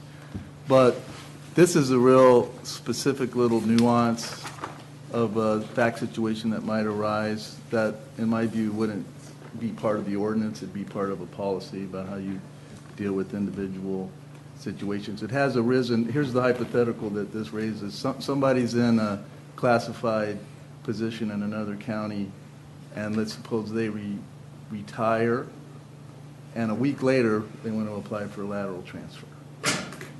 Now, are they actually coming from, are they currently in a classified position, coming to a classified position, or were they previously in that position a day earlier or a week earlier? That's the kind of administrative decision-making that would happen at the HR level. And to try to load up the ordinance itself with every possible application, I would submit is not proper for the ordinance. The ordinance itself is very simple, and it doesn't actually lay out all the transfer rules. The ordinance just says the Board of Supervisors will adopt written rules governing transfers. And the written rules that the board has governed is the personnel rules and regulations. And those rules specifically say transfers include transfers from one public agency to another. So the rules the board has adopted blesses this idea of a lateral transfer from another public entity, another agency. So I just don't think it's necessary, and it wouldn't fit the structure of the ordinance itself to get into this level of detail. This is something that's down in the administrative policy level, and if the board wants to deal with current or previous employment in a classified position, I think that's the place to deal with that. May I respond? And we have a please? copy of the administrative manual here, if you could pass one over to me. May I just have a moment to respond? Well, I'm going to ask you to respond. So, with all due respect to Mr. Smith, the scenario that he described with her retiree is not a transfer. It is not a transfer. It does not fall under this section. Someone's no longer employed by another public agency. They're not a transferee. Okay, thank you. Let me go to what Mr. Smith's contention is. You don't load this thing all the way up. Your contention is the ordinance isn't clear. And so do you have language that doesn't load it all the way up that also is clear? I could try to think on my feet here and come up with something real fast, but I don't think it would require much more than has been proposed to clarify. I mean, the purpose is to maintain the integrity of the civil service system, right, by making sure that people hired into the classified service meet these qualifications. You're relying on outside agencies and their testing. So I think adding a few words to the proposed amendment specifying that those candidates must be currently employed, as the administrative manual says, in the classified service at another public agency, something of that sort, would solve the issue. I think otherwise it's left open to potential misinterpretation. Thank you. Do you think someone who retired 3 days prior to coming in should take the civil service exam, even though they had it at their last employment 3 days before? The problem that I have, Madam Chair, is that the scenario you described does not fit within the definition of the lateral transfer program that's in the administrative manual. So somebody will have to do this and say, well, is that a lateral transfer? Can we forgive that? I mean, that's in refining this and making sure that everybody understands what it means, that's what I hope you can avoid. Right, and that may not, if this applies to lateral transfers, that may not be considered a lateral transfer, but if they're no longer working. The other point I'd like to make is that the proposal before the board is just to clarify what the intent and practice has been for 50 years. And what are we clarifying? And all what we're does clarifying. It do? I'm still confused. Well, we're simply clarifying that transfer includes a transfer from one public agency to another, from a public agency other than the county to the county. But that it's without examination, if that scenario is without any other clarifying language. Yes. I could read that to say that so any transfer is okay. I don't see anything in there that says per, administrative code that says it's coming in equal or anything else. Well, it's in the context of, it's just saying the board shall adopt rules implementing what I just stated. It doesn't itself. Does it say the board? Should it say consistent with the manual? No, because you want to be able to change the manual later and not have to change the ordinance. The ordinance itself says written rules for the classified service shall be incorporated into and set forth in the Ventura County Personnel Rules and Regulations. Such written rules for the classified service shall provide for transfer. Okay, that's it right now. So the recommended clarification is to say shall provide for transfer, including transfer from to the county from another public agency without examination. So that's the only addition is to say the. So we are, in a sense, I would say we're loading it up a little bit because we're saying without examination. And I would turn around and say without examination, why wouldn't we load it up and say without examination if they've been examined someplace else? Well, I mean, because without examination, you could then have administrative rules. Correct me if I'm wrong. Mm-hmm. You could have administrative rules that say they don't need to have any examination even at the previous one, and there would be nothing in our ordinance that would prevent the administrative rules from having that. Is that correct? Isn't that correct? There would be nothing in the ordinance to prevent that. Right. So you'd have to then deal with that in the personnel rules or the admin policy. Why would, I mean, if that's what you want, why wouldn't you put that in the ordinance so that you couldn't have that mistake taken? I mean, that would be a pretty big change. That would be pretty much saying we're not going to follow civil service in transfers. Mm-hmm. Correct? Yes. And so, okay. All right. So, Madam Chair, so Rick, your recommendation in the attorneys is to send it to civil service for vetting to make sure that we're all on the same page? Is that It just strikes me that the Civil Service Commission is the venue for interpreting and recommending to the board how best to give effect to the rules that protect the civil service system. You're not against the process of transferring. You just want it cleaned up. Is that what? Yes, absolutely.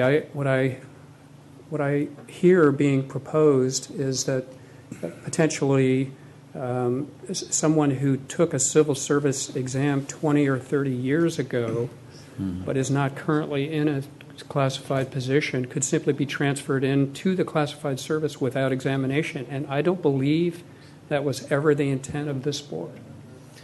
So if I could ask, and if, Sean, you look like you want to participate here. Thank you, Mr. Schimel. Thank you.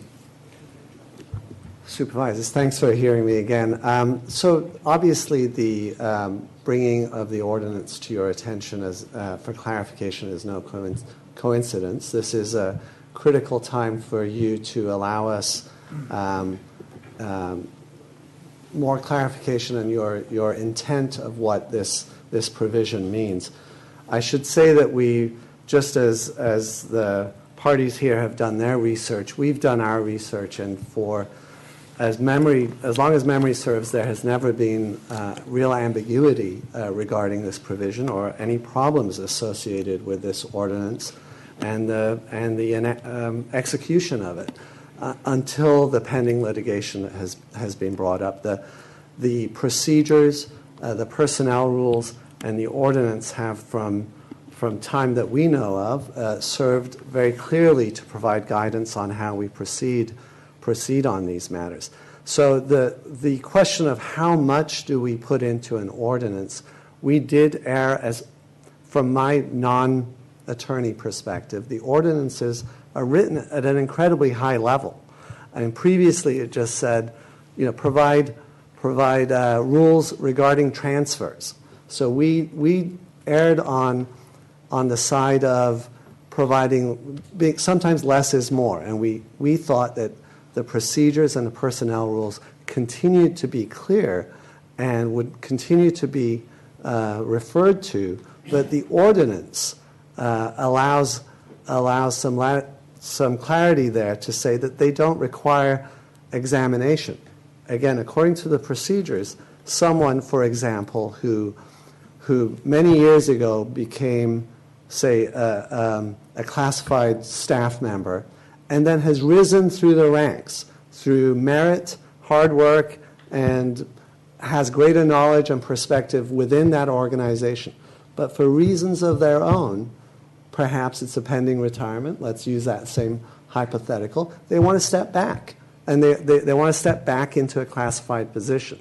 And they want to move an agency being another entity. So we feel that these procedures and rules allow enough latitude for someone who's attained a higher level in their current agency to come back and still be of value at this agency without putting them through a lot of examinations. Again, because they already went through that in their prior agency. I put it to you that it is, we feel, important for you to express your intent at this point, precisely because of the pending litigation. Well, I just answered. I mean, that's what we do here. We try to work this stuff out. These are the things that make sense to me. Number one, I don't think we've had wide-scale abuse of civil service in Ventura County. So that's not the problem. I do think we have a good faith commitment to civil service. On the other hand, I do want to try to have some flexibility for us to be able to bring good people in from the outside. I want managers to have that flexibility to bring good people in from the outside. So it's all worked like that, fine, and now an issue has come up where somebody's questioning that. We're being asked to, on the one hand, ordinances are at a high level, and so they should not be loaded up. But I think we're being asked to add something to the ordinance, which is a clarification that transferring from outside the county, our intention was to say yes, including transferring from outside the county. Is that what the ordinance change is that's in front of us? We don't think that's a change, but we think but that's... But is that the clarification? That's the clarification. Yeah, I agree, not a change, but that's the clarification. So the clarification says from outside the county.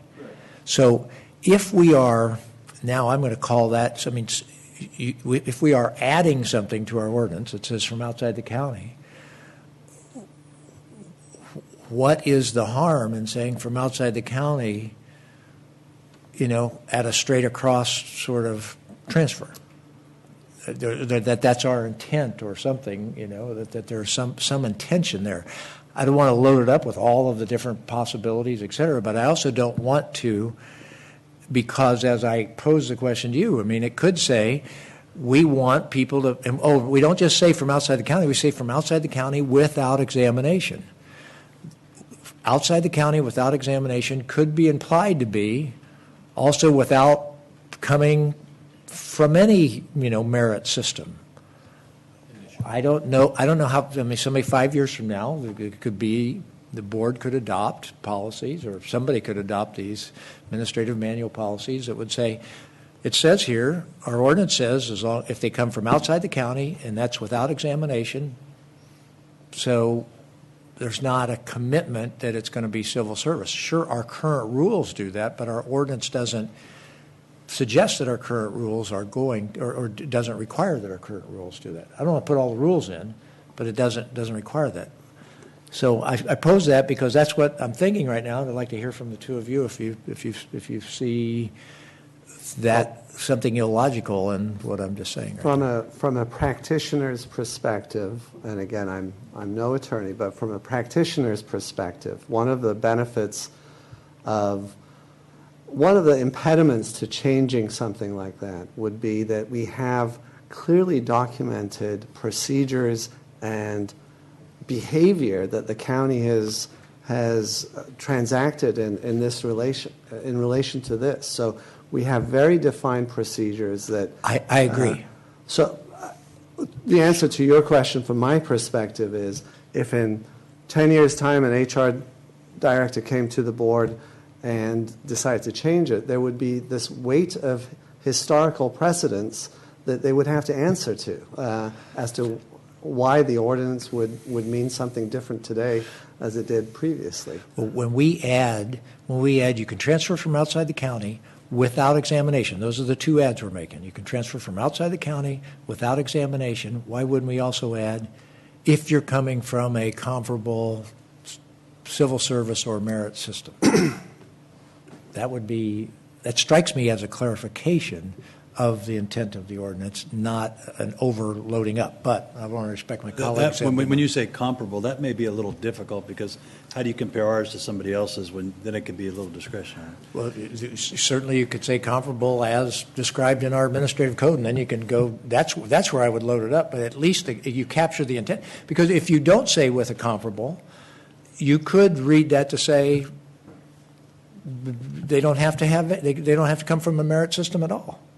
It could. I could read that language and say, "Oh, without examination means without any, without that." And I guess the sensitivity I have is that we're also bringing this up right as we're getting ready to, go to court. I don't think we have any problem. I think we've been good stewards and good faith and everything else. But I also. It's an odd thing for us to be doing right before a case is going. I want to be supportive of us being able to do that, but at the same time, I want this to make sense. So anyway, that's what I'm thinking about it. I need to get off the soapbox and let you guys Can I talk. a question, Madam Chair? Would it hurt to send it through the Civil Service Commission and have them vet it, look at it? Do we need it right away, or would it do any harm to? I know that you can work with HR and your HR and Civil Service Commission and see, And Supervisor, thank you for that question. We did, we've reviewed the propriety of having it in front of the Civil Service Commission. We understand very well the role of the Civil Service Commission. It's an important role within the county. It's one we value and rely on tremendously. In this instance, we believe that it was a clarification of an ordinance and didn't fall within the purview of the Civil Service Commission within the parameters that are set forth for the Commission's purview. We didn't feel that this lay within that. The Civil Service Commission, as I understand it, has set aside their investigation until the resolution of the litigation. Mm-hmm. So we felt on two counts, primarily on the count that it was a clarification on the intent of an ordinance, that it properly resided at this The reason venue. I'm asking, because we have concern from the Attorneys Association, and And there's something there probably that maybe that they could be satisfied by doing that, by having the commission vet it, and make sure that, just, Understood. But, they're attorneys also, so it's something that we should, right? Mr. Powers? Mr. Powers? Yes, as a non-attorney, I would just point out that really the purpose of this action is to confirm the board's intent and the pattern of practice. And the HR director has been interpreting this, the admin policy and procedure for many years. It's been reflected. There doesn't seem to have been a problem. And though it's not required, your board did in fact approve these admin policies and procedures. And they have not changed since your board approved them. So just to clarify that. I have to say the manual is very specific and just expressing exactly what it is that we're saying is our intent.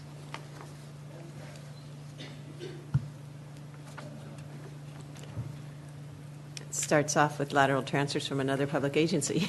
Yes. Talks about how they need to go through a system, merit, or civil service. I mean, There's all here. There's a whole series of forms and such behind that, and there's a process that's followed with documentation. It is because of its length and specificity. We did not. We just didn't expand on the ordinance. We felt that it did a good job at the administrative manual level in spelling out the process. Okay. So, what I'm thinking at this point in time is that we're being asked to clarify. I appreciate what you're saying. We're being asked to clarify the intent of the board, and that, in my mind, I am fine if it helps us with the case. I'm not trying to take the side of somebody in a court case here right now. Right. I mean, so it's not about that. But if we're saying, if it helps us to clarify that it's okay to come from outside, from another county agency, I want to do that. I just want to do it when we add the words without examination. I want to make sure that's not misinterpreted, so I would want to add without examination, provided they follow some other merit or testing situation that is that is approved by our HR director. That again, that would work for me. But absent that, I'm concerned that we're only adding half of that when we're saying. What we're saying is we want to clarify what the board's intent is, and yet we're putting language that only half clarifies what my intent is, which is not to undermine the civil service part of the transfer. And that's what I feel like I'm doing. And if we say, well, it's in here, but we're trying to clarify what we mean in the ordinance. So anyway, that's my thought. If it's really important to have us do this, that's what I would want to do. But I don't want to press my colleagues up here to do anything they, Supervisor, if I may make a suggestion of a possible course of action is, if your board is comfortable with approving our recommended action right now, you could do so, and then we could come back at another point in time with with additional changes to the ordinance.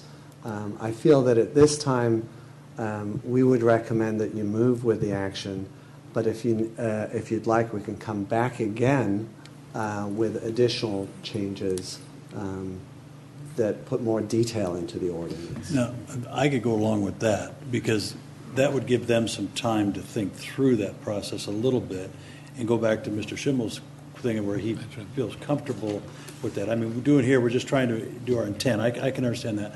And then if there's some input back and forth to say, okay, what is a clear clarification? Because I do agree, this ordinance should be as high level as possible, because otherwise we don't want to limit our opportunity to go get qualified people and do all this stuff, but I want to make sure that we don't do anything to minimize the civil service piece. We understand that. I don't think anybody wants to do that up here. I think we're good there. And we have 30 days, right, to come back, because it's an ordinance? Well, we can do this ordinance, and it may take them a month or two or There's to figure it two out. readings of this ordinance. There's 2 readings. I can support it. I think we ought to also talk to the Civil Service Commission at the same time and get their input from it. I think it's important that that we run it by them also. I can support that.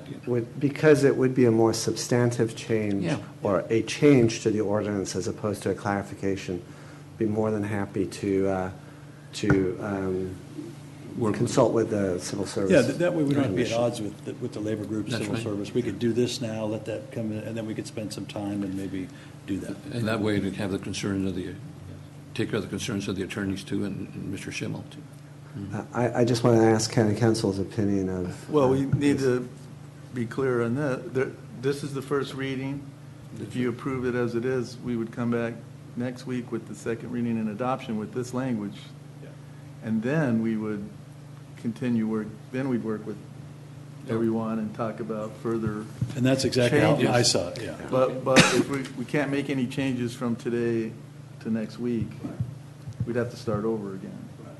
So if you approve Your the recommendation. first reading, I mean, you're just basically confirming that the intent is transfers includes transfers from outside the county, and that can be done without examination. If a transfer from outside the county required an examination, then there's no sense for the clarification at all. I mean, anybody could come and transfer or not if you want to say it requires an examination.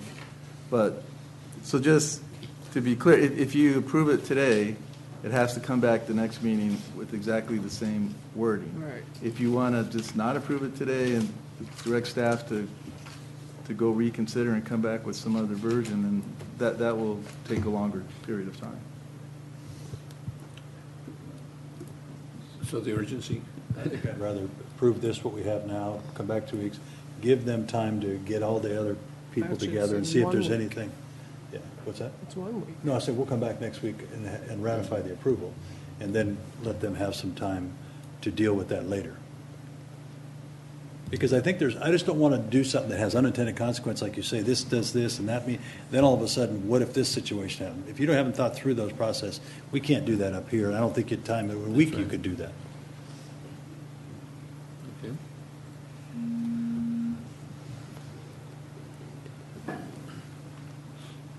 Thank you for your consideration. Okay. I know we have a request for a public comment speaker to add to the dialogue. Pardon? You had another one? No, Mr. Schimmel wanted to Okay. comment. All right. I know we've closed our public comment period. Well, let's hear what he has to say.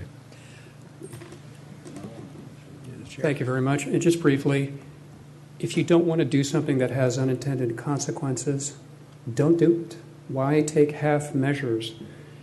The board never takes half measures like this to adopt some interim position before its final position, acknowledging that this isn't the final position, but you want it within a couple of months. I mean, honestly, take the time to do it right the first time. Thank you, Mr. Schimmel. Thank you.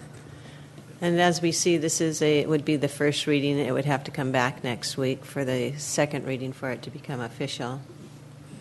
And I'd say if it were to come back next week and there's further discussion or request for changes, those could be put forward and it'd start the first read process over again. I'm concerned that our HR and our CEOs come forward with this, with legal counsel, certainly advice and guidance that says the intent and practice is being clarified here. And unless we want to do a wholesale, discussion revamping of this ordinance, the important piece of having the intent and practice in place is because that's what we have had all these years. The intent and the practice has been. And certainly I hear Mr. Schimmel's comments, but I think that to give us further opportunity to have more discussion over this next week, for me, that would be to have more thought on this, because this is, it seemed coming forward to me that it was pretty clear-cut, pretty straightforward, says this has been this county's practice all these years, and that we should then adopt this as, in fact, the ordinance would do. So I would be okay supporting that we move ahead today as it's presented, and then ask that we all have the opportunity to think if there are further clarifications that really would be of value to any board member's thought process there. It could come back and we'd hear it again next week. And Madam Chair, This is complicated because we have litigation standing out there, and we have our CEO and legal counsel giving us their best advice here. Supervisors. yeah, so Leroy, if we approve it, come back a week later, and then we want to make changes. Do we have additional time after that, or 30 days, or what, or do we do it then?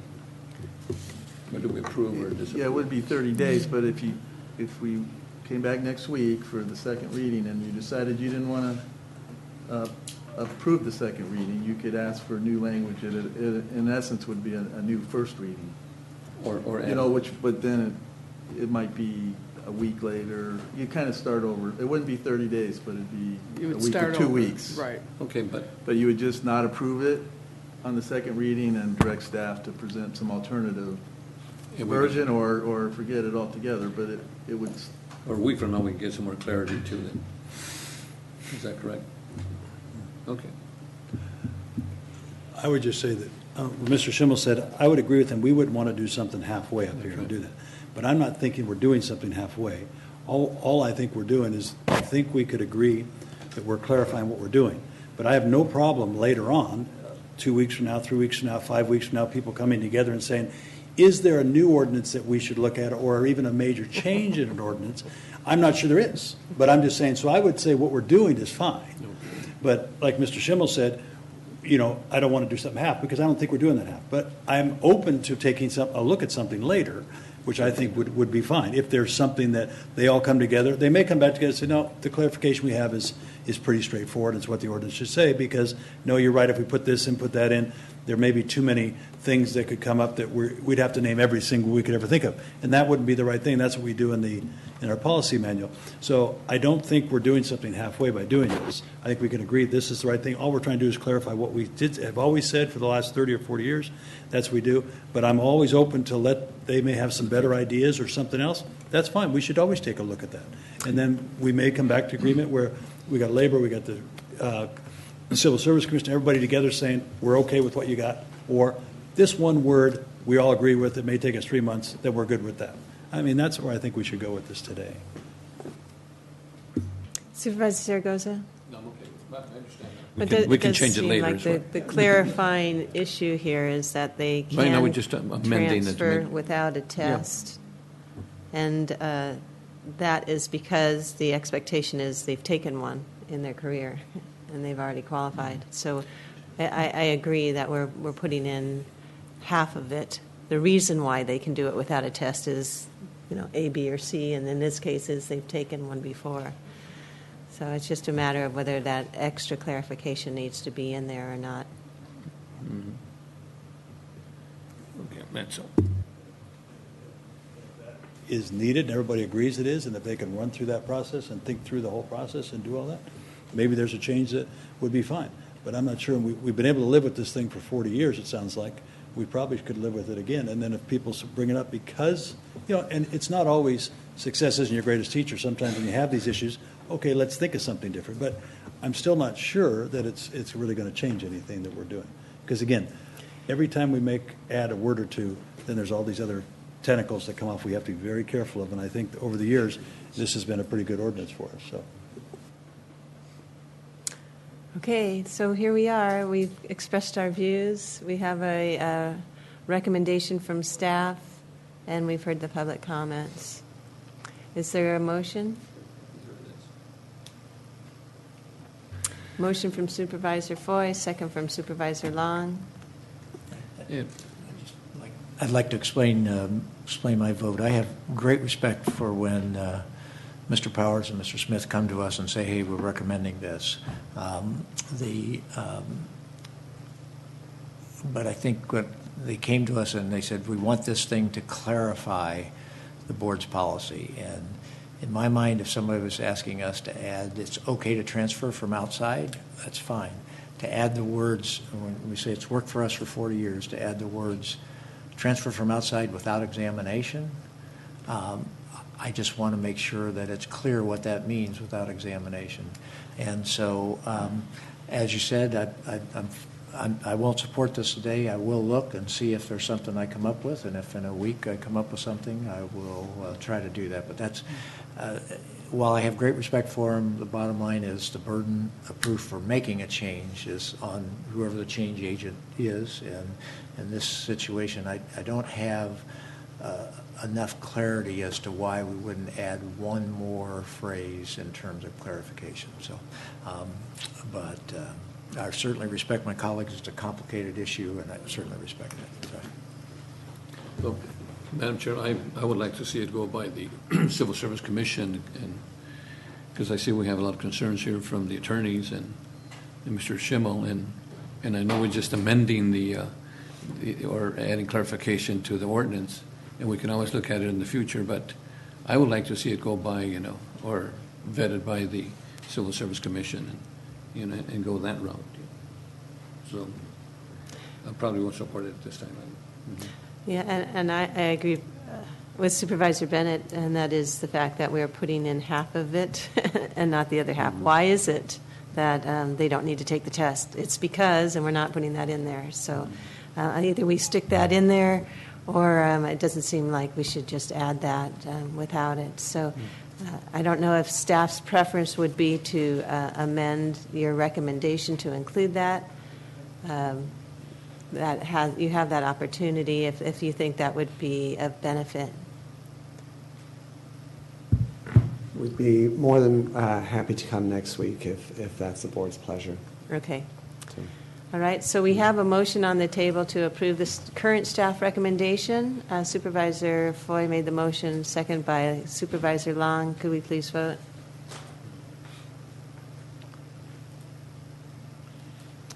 And that vote doesn't pass, and you have an opportunity to come back next week. Okay, and that concludes that item. We'll move on then. I believe we have some policy matters. 27.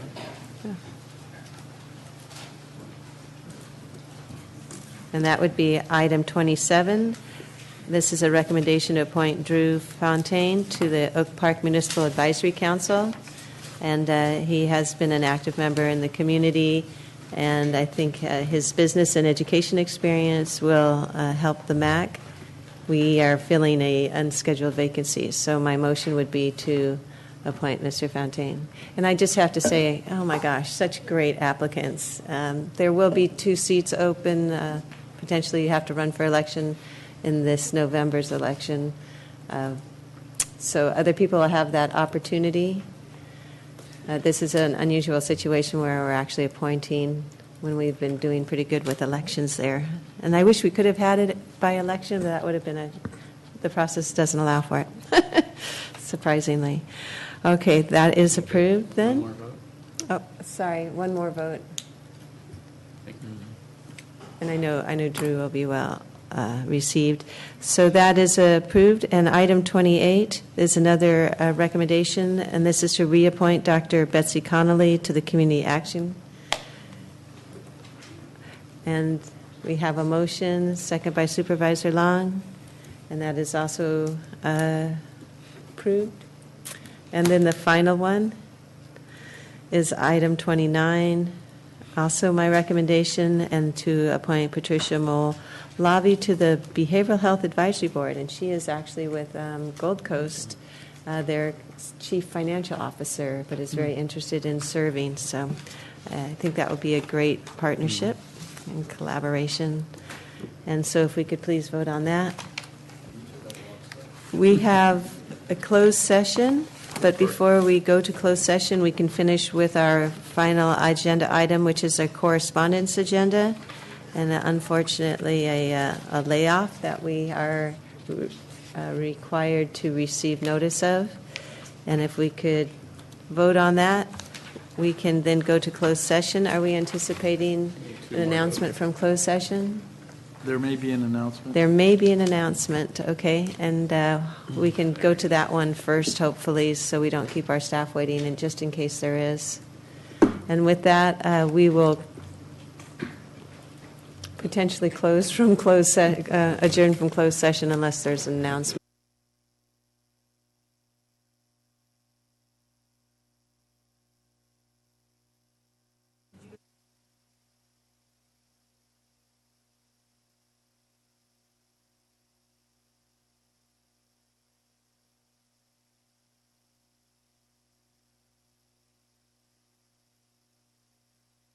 Go ahead and reconvene the Board of Supervisors, March 15th, 2016, and we'll go to an announcement we have from our County Council on a closed session item.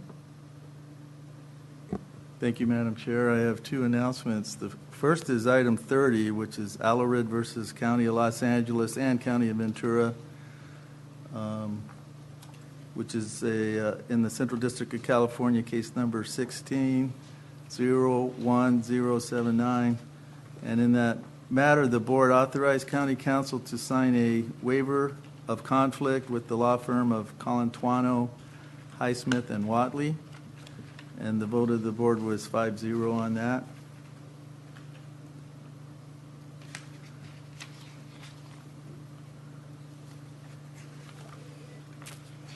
And in the second item, it's item 31, is California Veterinary Medical Board Administrative Proceeding. It's proceeding number NV 2014194, and the board authorized the payment of a $250 fine to the California Veterinary Medical Board on behalf of a county employee. Thank you, County Council. And with that, we will adjourn from our closed session. Thank you.